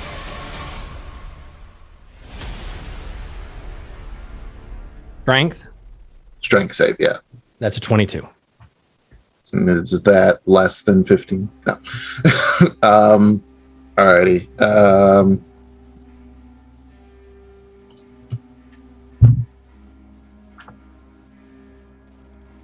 Because if I Eldritch Blast him, I'm going to have disadvantage. And I only have one spell slot left. And I don't know if we're going to get a nap. So... In the middle of the fight? Probably not. Am I flanking? Yeah, that's up to Andy if he wants to use flanking rules. I mean, technically, yes. Well, yeah, because you ran up. He was going to go towards Ivar, but he's technically still... Yes, you would be flanking. So then So your is that- Eldritch Blast would be a straight roll. Yep. I'll take that. Rolling for 2 rays. One is that's a 14 to hit. Probably a no. That is correct. It is not Okay. it. Second ray is worse. Okay, 2 Not misses. doing- Okay. Does that complete your turn? Yeah, so that's just going to be him, like just shoot and ray. So one goes off the left, one goes off the right, and he tries to shove, and this guy's just holding fast, and he's just At this point, upset. Jal, he's still standing next to you. He just turns and looks down at you. And the biggest anime-like grin appears on his face. Almost like one of the... have you guys ever seen Bleach? Yes. One of the main guards. Yeah. With that weird off-putting grin all the time. It's like that. Where he just looks at you and he's going to use a legendary action. And he is going to make one unarmed strike against you, Jal. Okay.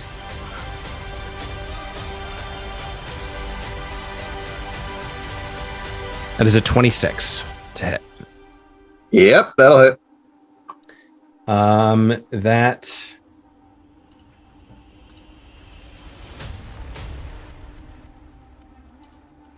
That is 11 points of bludgeoning damage. So reduce that by half, so 5.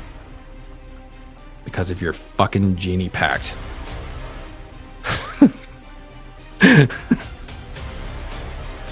He takes the hits from Neska. He feels the heat and the energy from your blasts. And he takes his arm and he just backhands you right across the face. That will complete with his legendary action. That will bring up his turn. At this point, he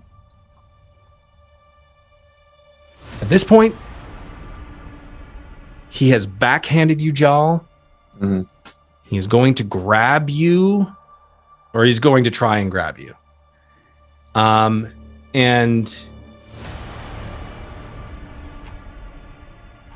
hold on 1 second. And he's just going to try and punch you 2 more times. So he tries the grab first, right? Hold on 1 second. I can grapple the target. Okay, yes. Okay, He's going to try and grab you and grapple you. All right, so I will be opposing with athletics. It's +4, which isn't bad. Come on. That is a 23. That definitely beats an 18. Wait, how far are you from me? 30 20 feet away. 20 feet away? Yeah. Anybody within 30 feet gets +4 saving in their saving throws if they're close to me, as long as I'm conscious. I will keep that in mind, but it's not a saving throw. Yeah. Yeah. It's not a This saving was throw. it's a skill check. Damn. Yeah. Yeah. I'll probably need that though in about 2 attack rolls. So we're gonna see how this goes. Save it for a rainy later minute. Okay. Yeah. You are in effect grappled at this point. He grabs you, pulls you in close, and at this point, Neska, he turns his eyes to you as he brings his teeth down on Jal's neck, and he winks. And Don't be sexy about this. Come on. Don't get me hot and bothered with your enemy. that is you're grappled. So you have an that is- advantage on this, I think. That's how that works, right? a creature that is grappled by the vampire is incapacitated or restrained. So yes. So that's 1d6 plus 4 piercing damage. That is 7 points of piercing damage. Would you believe me if I said I had resistance to that? You shouldn't, because I don't, but I just wanted to see if you would believe me. Fuck off. And that is 16 points of necrotic damage. As the bite comes down on your neck, you immediately start to feel the life just sort of begin to your lifeblood just start to drain. You almost don't feel it. Almost is just a warm sensation as you begin to feel just slightly sleepy as you begin to lose a little bit of a sensation on the left-hand side of your body. Your hit point maximum is reduced by 16. On top of the 16 plus, what was that? 7 points of piercing damage. That is 23 damage total. Okay, so max HP drops by 16, right? That is correct. Okay. That is brutal. That is gnarly. Oh, D&D that Beyond is doing some fun things. I gotta fix something so that it displays correctly. There we go. All right. That will complete its... Oh, so you're down to 1 hit point. Right now. No, because that's what I'm trying to fix, because I should be at 15. Oh, 15 hit My points. max should have dropped. Yeah, just notate the max that you're currently dropped down to. Meaning if anyone were to heal you in the next few seconds, you would only be able to go up a certain amount. Okay, so we're going to put us back at 15. Okay. Nope, it's not taking the... I'll fix it. You can continue. Okay. That brings up Ivar's turn with Neska on deck. You see your companion, partner, not sure about friend, acquaintance, bro, Dude. You see an ally. Suddenly, you see Jarl's body just go slightly limp as the vampire grabs and pulls him in. You see Neska's reaction as the vampire winks at them and just begins to chomp and chew down on Jarl's neck. What do you do? The first, I'm gonna go with the psychological impulse here. The first thing that he does as he sees that move for the bite is he just shouts with this like his roaring baritone voice, and he just goes, "No!" And as he shouts at that once more, he just tries to reach with his entire energy to channel his divinity to attempt and control this creature once more. So, wisdom saving throw.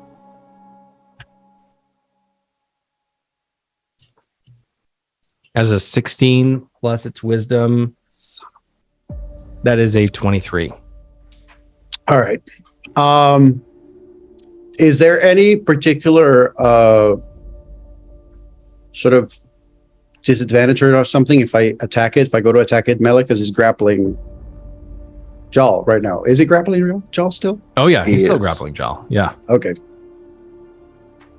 No, it Technically, doesn't impose anything on you. no, it would be if anything, because of the positioning, you would be flanking. Gotcha. So you would get an attack with advantage. Oh, great. All right. So let's do that. So as he shouts the no and he sends the energy simultaneously, he just dashes forward as he aims to flank and aims for slashing at the vampire's back. And so it's going to be a two-handed attack. That's at 20. It's a 20 to hit. Okay, that hits. Yeah. Just for the hell of it, I'm going to, since I have advantage, I can do another roll and choose between the two. If you want to go for the crit, go ahead. Wow, that's another 20. Just dirty 20, I suppose. Okay. So that's a hit. Two-handed. But this is what's going to happen.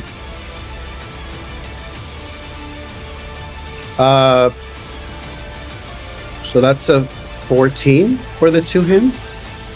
Yes. 14 damage. Two-handed. Yep. Okay. But here's what's going to happen, though. Here's what's going to happen. I'm going to use my Divine Smite. And so I'm going to spend the final... I'm going to spend one of my second level slots, which means that with my Divine Smite, I'm going to use that spell slot to deal 2d8s plus an extra d8 because I'm doing it at level 2, and another d8 because he is undead. So that would be 14 that I just rolled. Damage plus 1, 2, 3, 4 3d8. 4d8. 4 d8s. Okay.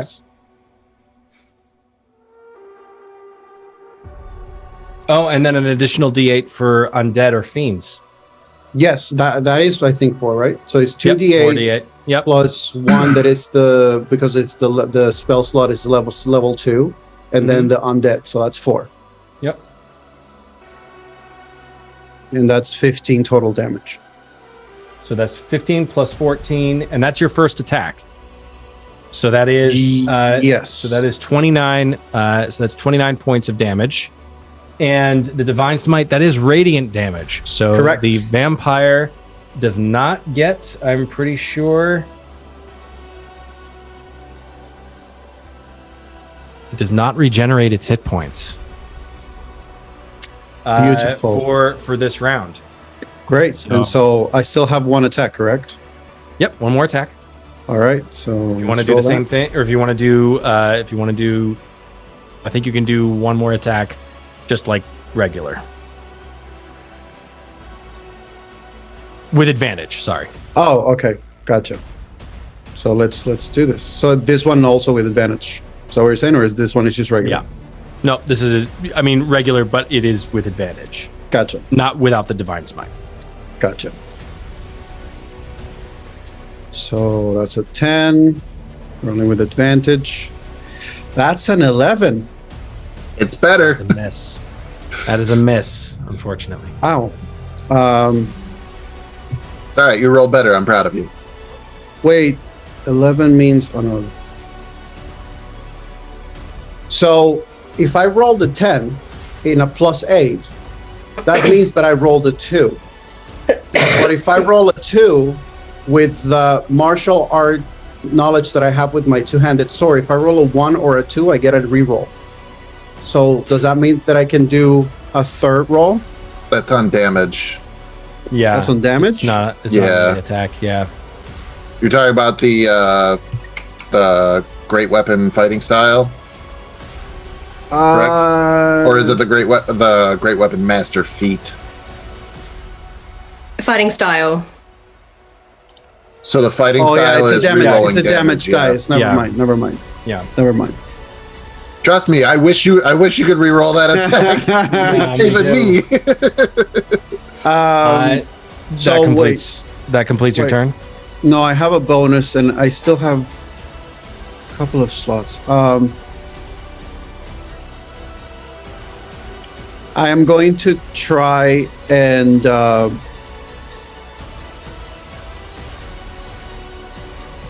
I'm going to.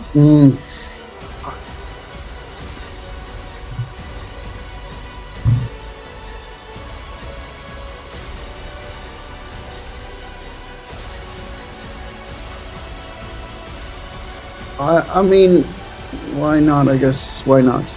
I'm going to attempt to compel duel as my bonus action. Okay. So wisdom saving You throw do it. 15. Rolled a 2. So this guy's either rolling really high or really shitty. So yeah, you again, his attention is he drops Jal at this point. You are no longer grappled, and he turns his attention to Ivar at this point. He is going to use, unless you have anything more to use. Oh, I'm done with my turn. I was thinking of Ivar. He is going to use one of his legendary actions, and he is going to move through this area, and he's going to move right up to you, Ivar, and he is going to attack. Does this movement provoke attacks of opportunity? It does not. Being a legendary Son of a mother. Yeah. And he is going to make an unarmed strike against you. Yeah. That was surprisingly low. 10 plus 9. So 19. Does a 19 hit? Yeah, it's a hit. What's your armor class? 16. Oh, okay. Yeah, that's a hit. So that is 6 points of bludgeoning damage.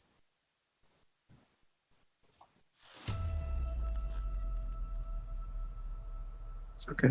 Let's go. That brings up Jal. It is Neska. It is your turn. At this point, the vampire has almost floated right past you as they have dropped Jal, and they just, with their head turned towards you, Neska, they smile as they move directly past you and Jal towards Ivar. This vampire's a sick son of a bitch. I love it. I like it's great. Neska doesn't know what she's feeling at the moment, so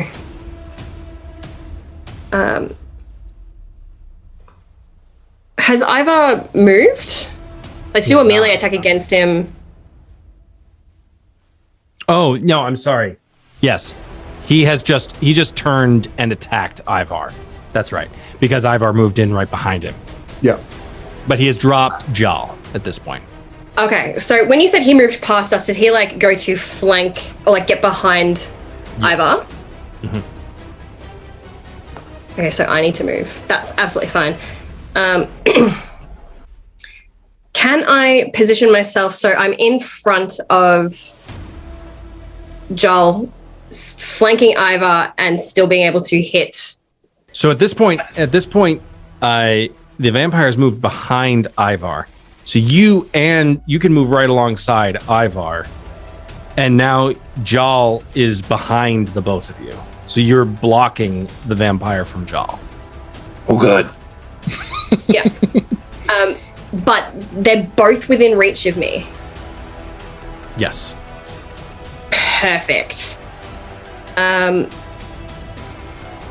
going to lay into this mother again.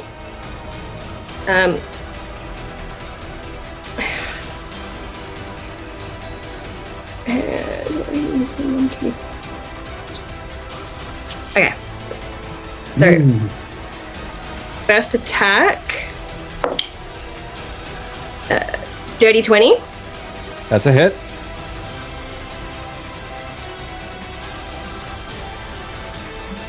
Second attack is not going at the vampire captain. Instead, as I kick, I use up my momentum to spin, and I just want to like brush my foot against Joel to do Hand of Healing.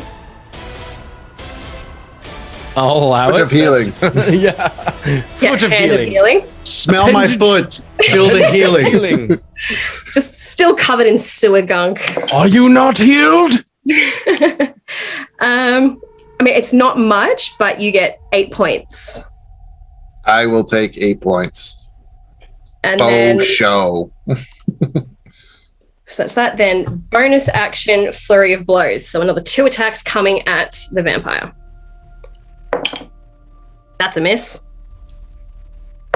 And that's another dirty 20. How many hits total? 1. Was that 1?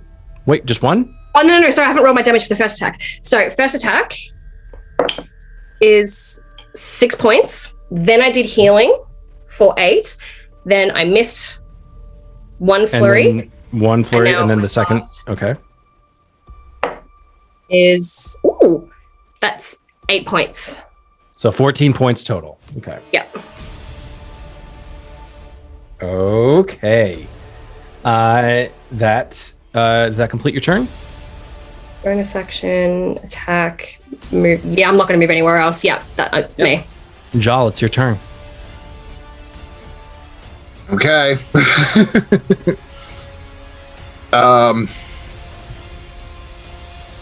So it's me, Neska, Vampire in a line, and then Ivar, I believe, is on the other side of that. Something's got to give here. I really don't want to bank on your roll, but yeah, it's hero time. So Jal is going to rotate around Neska so that he has, I know that I probably could do it from where I was standing, but clear line of sight on this vampire. And after getting rocked on the last turn, he's going to spit out a mouthful of blood on the ground. He's going to look at this thing, and you guys know I got based on this character concept, so Jal is going to, while staring daggers at this vampire, he's going to say, "From the break of dawn till the shadow of night, no injustice shall evade our sight. We stand fast as Nimrion's might, for it is the dark that should beware the light." And I raise the hand with the ring directly overhead as I make a green magical sun 30 feet over this vampire and cast Sickening Radiance. Can you just So that it literally- can you just copy that and just put it in the Discord for me, please? Just because it sounds. Yeah. Absolutely. I'll do it after all this. So yes, directly 30 feet above him so that it doesn't hit Neska or Ivar, even though they are directly below him, or below it as well. Like we're using funky game mechanics. However, this will be a Constitution saving throw. Please fail. What is the Do DC? I have inspiration? The DC is 15. Roll to 4. So this gets amazing because not only do I deal 4d10 points of radiant damage, but it also gains a point of exhaustion. That's on the start of its turn, though. Yeah, on the start of its turn. So it No, it takes wait, hang on. When a creature moves into the spell's area or starts its turn there, that creature must succeed. Well, I mean, it's technically in the spell's area right now because I just made the spell. Yeah, I So had this it issue didn't with one of my games. It has to be its turn.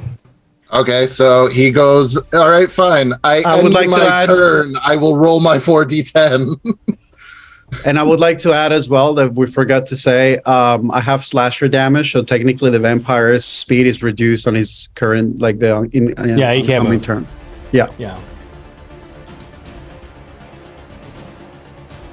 So So he has a disadvantage on ability checks as of the next turn. So he takes 40-10 damage next turn.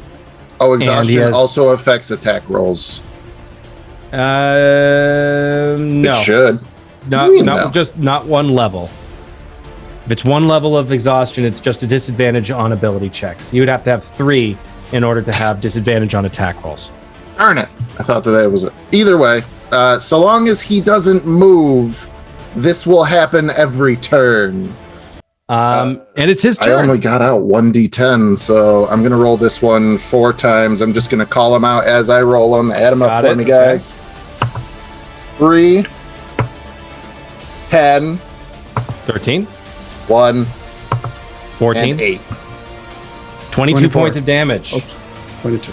22 points of radiant damage, and he is exhausted.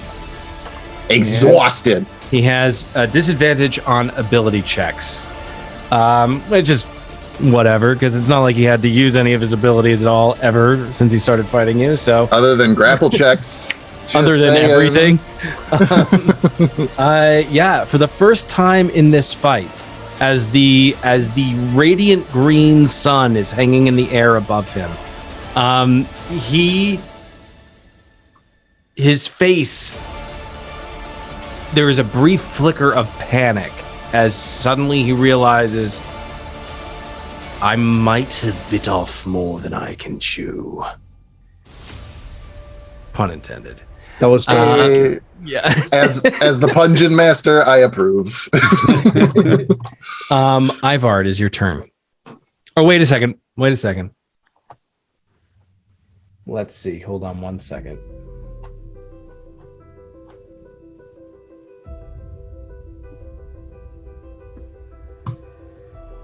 So I used 2 legendary actions this last round, which means I have 3, so I get to use 1 more. Not bad. So he is still going to attack Ivar, though. He just rolled a nat 20 on making an unarmed strike against you, Ivar. So that means he gets the max, plus he gets to roll the damage. So that's 12 points of bludgeoning damage, and then I will roll. That's 20 points of bludgeoning damage against you. As he feels this moment of panic, he brings back his fist, and with his claw, he just punches it into your plate in your chest, and you just feel the impact, and your armor literally cracks under the immense pressure of this impact, and it literally creates a massive punch print in your armor. It doesn't get through, but you definitely feel it as the muscles bruise and the bones crunch in your chest. That is 20 points of bludgeoning damage. That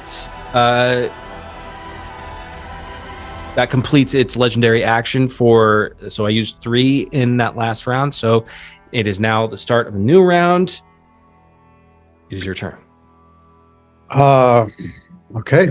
So Ivar, as the attack happens with his left hand, as the claws come to his chest and crack the armor, and he feels the bones, he grunts loudly with it, but he puts his hand on the wrist of the vampire. And then he just leans in and continues, one way or another, by my hand or by my will, you will succumb. And once more he tries to do control undead, wisdom saving throw. For the love of God, break that dice in half. I'm gonna roll. That is a 19. It's a fail. 12.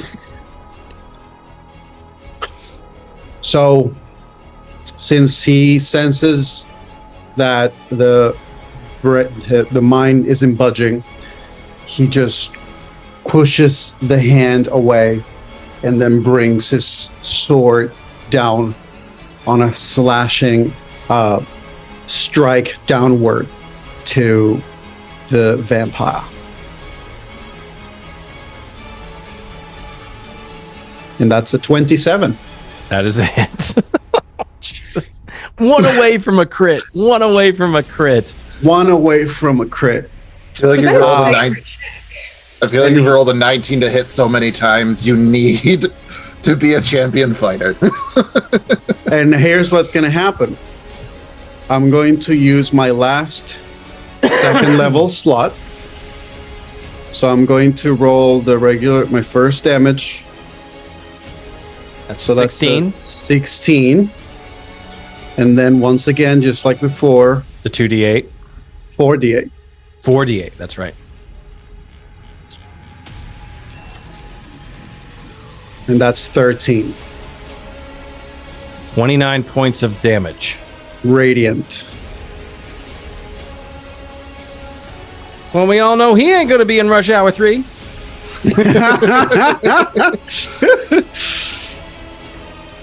So that's 29 points of damage. As you bring the blade in and you cut him to the bone, like you cut clean into his arm, and the blade, the black fire comes along and courses along the blade and begins to burn. Parts of his clothing begin to burn as well. And you can hear in your mind, Ivar, blade has been quiet this entire fight, except for this one moment, as it begins to taste and feed on the undead creature that you were in combat with. And you hear the voice in your mind just say, "Yes, yes, fresh meat." And does that complete your turn? No, because I still have another attack. Oh, you still have your other attack. So that's an 11, so never mind. Okay, that brings up Neska. It's your turn. Did the vampire save on that wisdom thingy? Yes. Oh, okay. Yeah. It did save, that's fine. Never mind. How's it looking? Hurt. Hurt? Better. Come on! It just keeps getting progressively more hurt since you guys keep doing radiant damage Radiant to damage, it, so it okay. can't. We it hurt can't its feelings. regenerate. It hurt its feelings. You can only smirk at me like that for so long before I go, that's my smirk. His belly hurts. Yes. All right, laying into him. First attack, another dirty 20. Second attack, and I'm going to deal.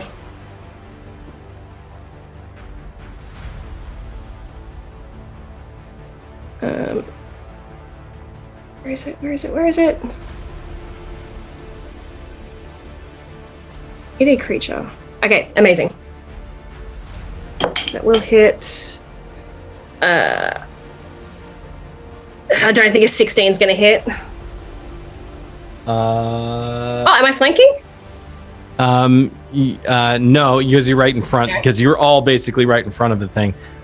16 is its AC, Oh my goodness! so you hit. Okay, and then flurry of blows.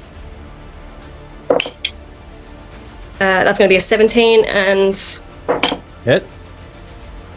that's the last one's going to miss. I'm going to expend another key point to do Hand of Harm for an additional 1d6.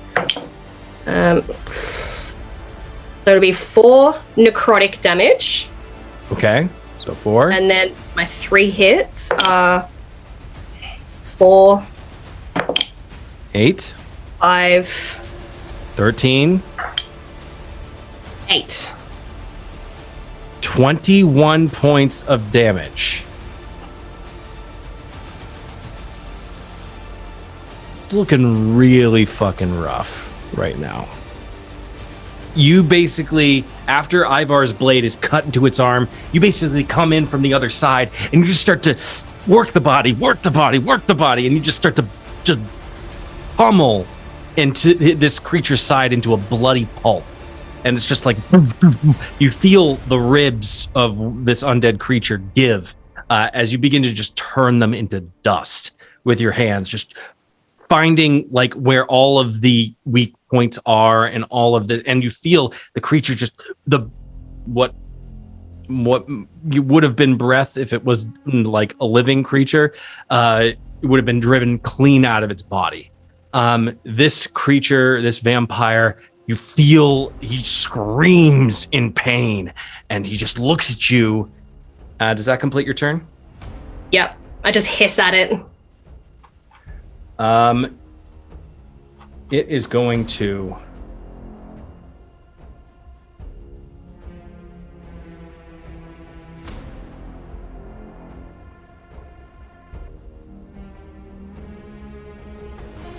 In this moment, the vampire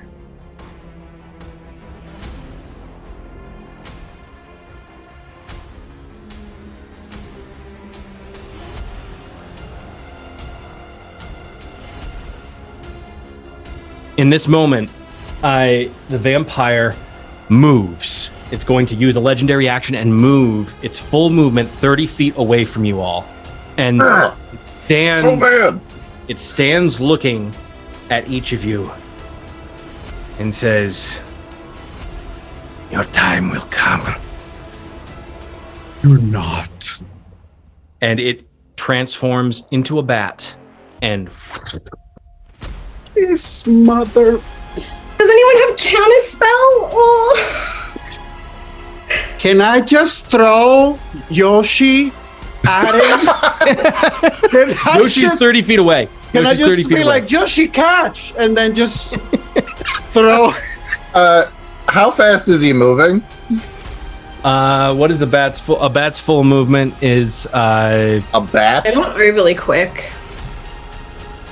A bat. We're gonna find this out. I have that pretty handy. Bat. Flying speed of 30 feet.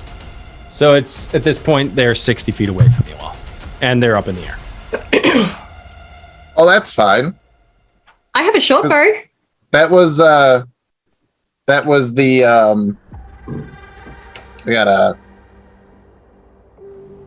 gotta think about this.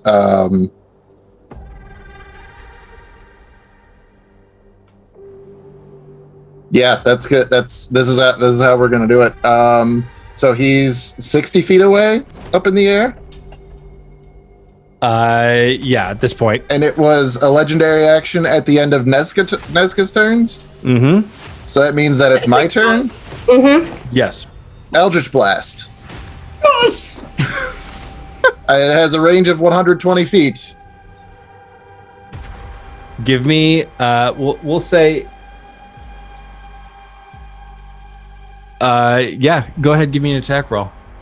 2 attack rolls. Just letting everybody know. Can I do this? Because I literally have it up on my phone still from looking up the speed of a bat. Am I allowed? Because it's technically metagaming. Can I share this information? Oh yeah, sure. Go ahead. A bat's AC is 12. So yeah, let's see what you roll.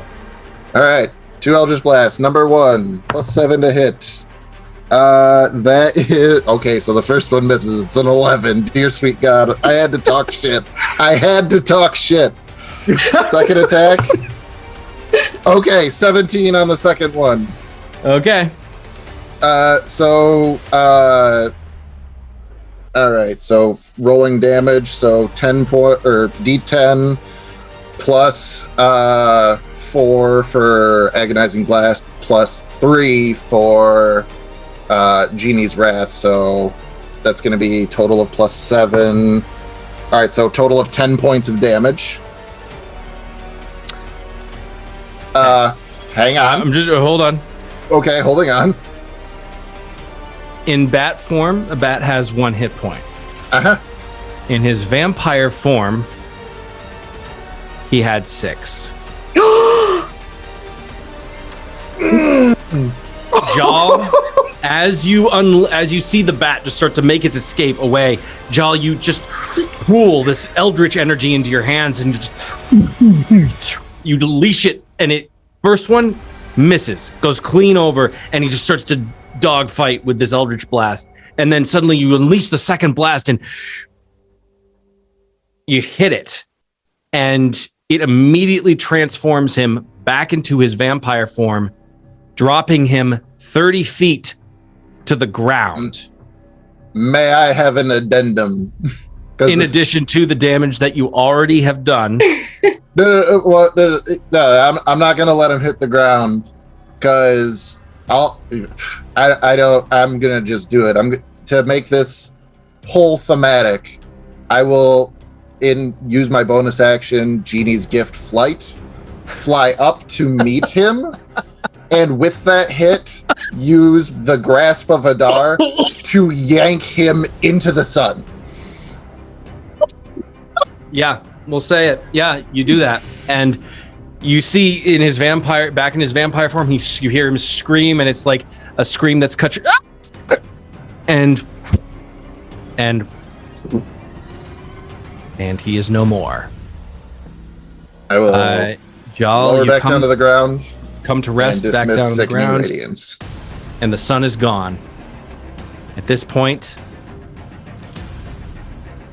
we are out of combat.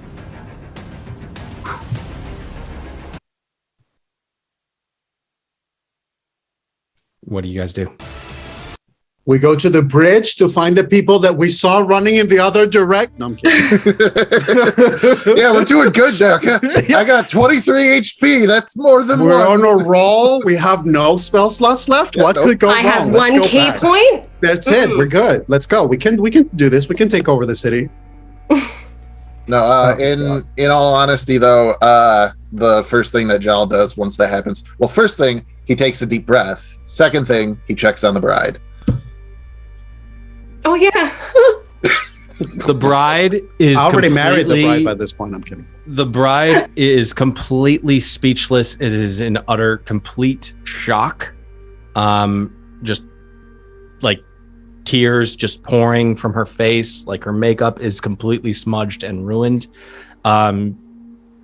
This person who up until probably maybe even yesterday was happily married, suddenly the world has turned within the space of a few hours, and suddenly the man that she was there to marry is gone.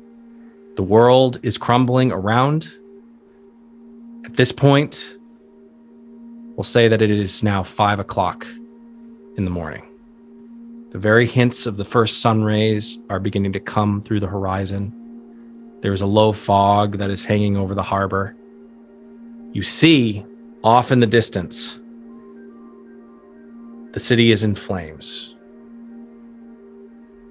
Everything from the Winterhold's Keep all the way down to the Starriness District. You see the beginnings of fires coming from where you came from, back in the Salt Ford, even up through to the Shadow Ford.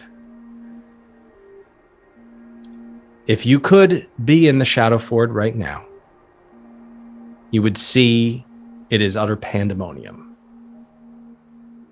All remnants of frivolous pleasure and light entertainment. The circus that had entered into the town is in flames at this point. The town or the city is complete chaos as people are running for their lives, and also some under the thrall of vampiredom. Jal, as you reach down to the bride, she breathes out, "Thank you. Thank you for saving my life. What is your name? What are your names?" You can call me Jal. I am She known as looks to- Neska. Neska. Ivar. Thank you. Can you You've walk? I can walk. I'll help her to her feet. At this point, Ivar starts limping slightly toward Yoshi, who didn't approve of being yeeted. How dare he? How dare he? We'll So talk he's about gonna it next fight. he's sheaths his sword as he just reaches for him, helps him up. Because of his wound, he cannot lift him like he did before. He just helps with his arm around his shoulder, helps him prone him up, and starts moving him toward the woman and toward the port as he tells everyone, still on the mission, still with that suggestion in the back of his head. There is no time for lingering. We must continue. And so he will start moving along with Yoshi toward the nearest boat. Does Yoshi, real quick, look okay? Like, has his breathing calmed? Like, he's not in any immediate danger? We'll say for the sake of this that he even in the midst of combat, like he was so weak he just fell into like a sleep. Okay. He's not dying per se, but it's that hit point maximum reduction. It basically brings you down, and then it's like that until you get a long rest. At this point, he's safe, but he is incredibly weak. Okay. We'll say that at this point, you find your way to the docks. You have the bride in tow. Jal, at this point, you ask the bride their name. And they tell you that it is Rihanna.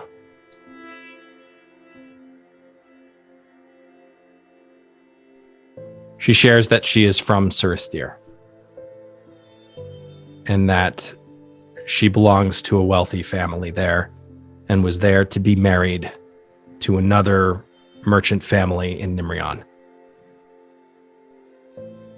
And it's at this point that you guys find a yacht that you can easily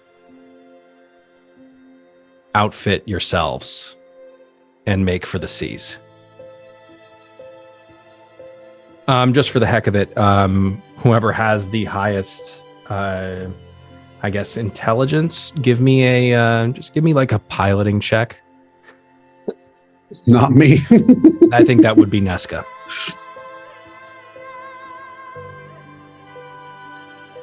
You're muted, or we can hear you. Or something. Sorry. Yeah, that'll be me. Intelligence check. 16. Okay. Neska, given your skill set and given like how you know your way around boats, so you just sort of a little bit of a learning curve when it comes to a slightly bigger boat.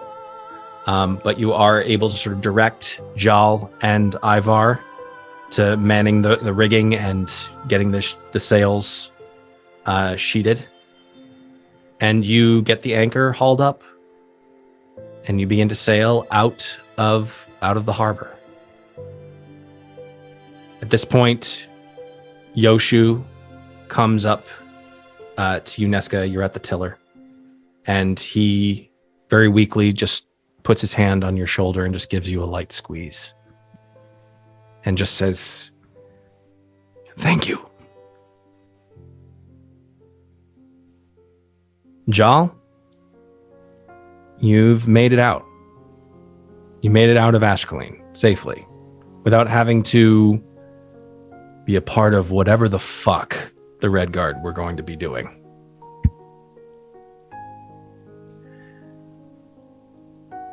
You don't know if maybe one day you'll return. If you do return, you hope that it'll be under better circumstances. And that whatever power that has been gifted to you will be used for good. Ivar. You'll never know if Neska hadn't used that suggestion spell, if you would have, in that moment, run to almost certain death. Whether it was in favor of your god or if it was just because you didn't know what else to do in that situation. Maybe that's a conversation for you and Neska to have at some other point. But at this moment, you feel a certain sense of gratitude. At this point, as you begin to sail, you begin to make your way out of the port. As you look behind at the city as it is completely swallowed in smoke and fire, and you hear the screams of the dying and defeated. You see, coming from the Starriness district, an ominous green glow, and you see pinpricks of light start to appear, green light, all over the city of Ashcaleen.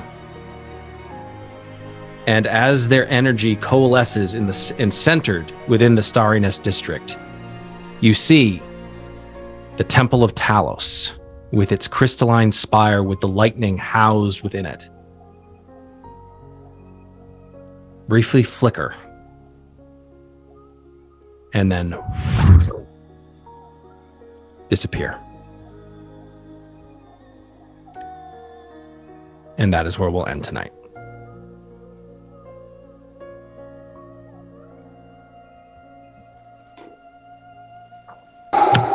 I just want to add, just for the hell of it, just because I have it in my head, I have this visual of Ivar removing his armor at some point where he can sit down in the boat with the sword next to him, thinking about what Neska did, looking in the distance, the flames and the smoke covering the sky, but then the sun rising above the smoke and actually getting to hit his face so he can feel the prickling of the sun on his face. And for him, that's like a touch of his god, just literally caressing his face. And so as that light dwindles on the Temple of Talos, he simply recites, like a last breath, you depart as the shadows become your cloak. But just like any other day that falls, another sunrise shall emerge. And with that quietness, he just resumes helping on the ship, giving a nodding and respectful nod to both Jarl and Neska.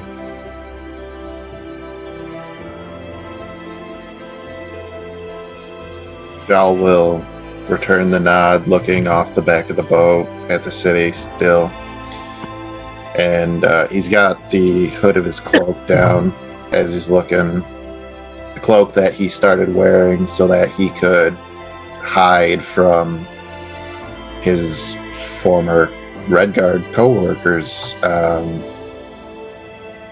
And now he's out, so he takes the cloak off, holds it in his hand, and you can all just hear him say, "Guess I'm a renegade no more," as he tosses it off the back of the boat as a sign of knowing he's not going to hide anymore.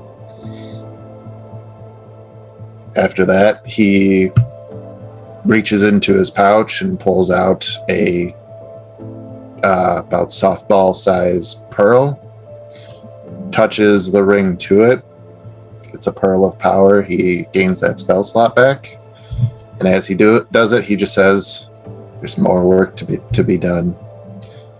And he turns, and he also has a healer's kit, so he starts using that to tend to everybody's wounds. It doesn't do anything mechanically. It's just he's using the bandages to wrap up a few cuts, or using, like gauze to clean up some blood or that people may have from the party, from Rihanna, from Yoshu.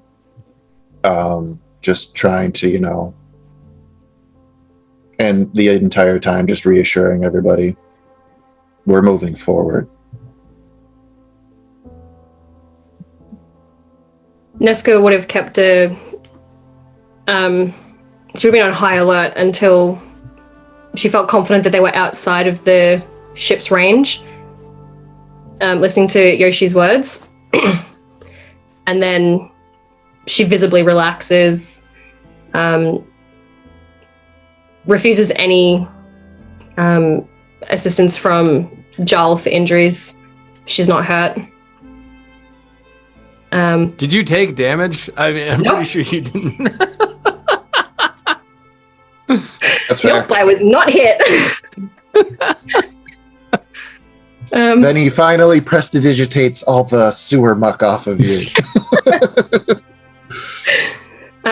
She returns the nods to you, and then seeing Ivar sitting in the sun enjoying that warmth, she's going to sit there next to him and actually remove her own mask that she's been wearing the entire time, because Yoshu's there. They can clearly see that he's not a human. So taking the note and just the somber emotions in the air of Joel throwing away his cloak and Ivar's prayer, she'll take off hers, and you can now see very snake-like features underneath that mask. Still much more humanoid than the mask leads to believe, but still she's not human. And she will place her hand over Ivar's chest where the punch impact is, and I will spend my last key point for healing hands. 8. Don't know if it's gonna.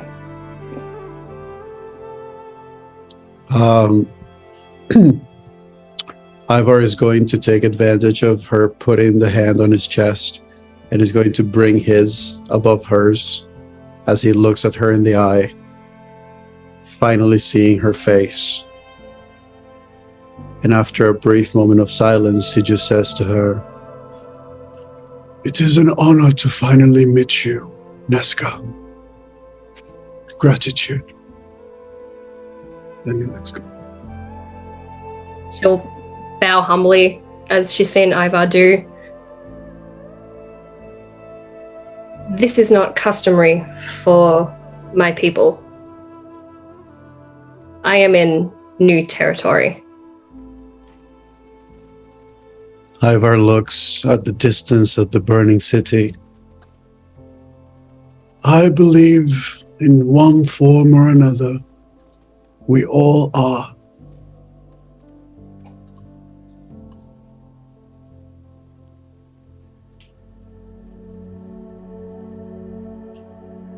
Thank you for your assistance, and I will keep my promise. I will help you in the future. And then I'm not going to wait for a response. I'm going to go find Jarl. And I cannot heal you at the moment. And I am sorry for that. I hope I helped you in the fight. Jal puts his hand, kind of pats her shoulder, pats her back, and just kind of smirks and goes, "Takes more than that to bring me down.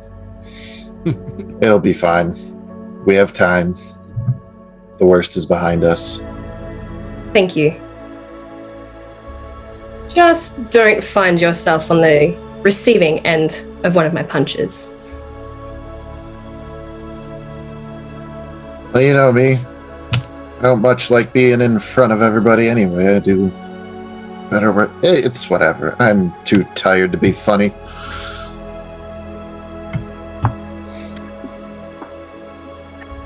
And now we all just sit on the back of this boat and watch the sun rise.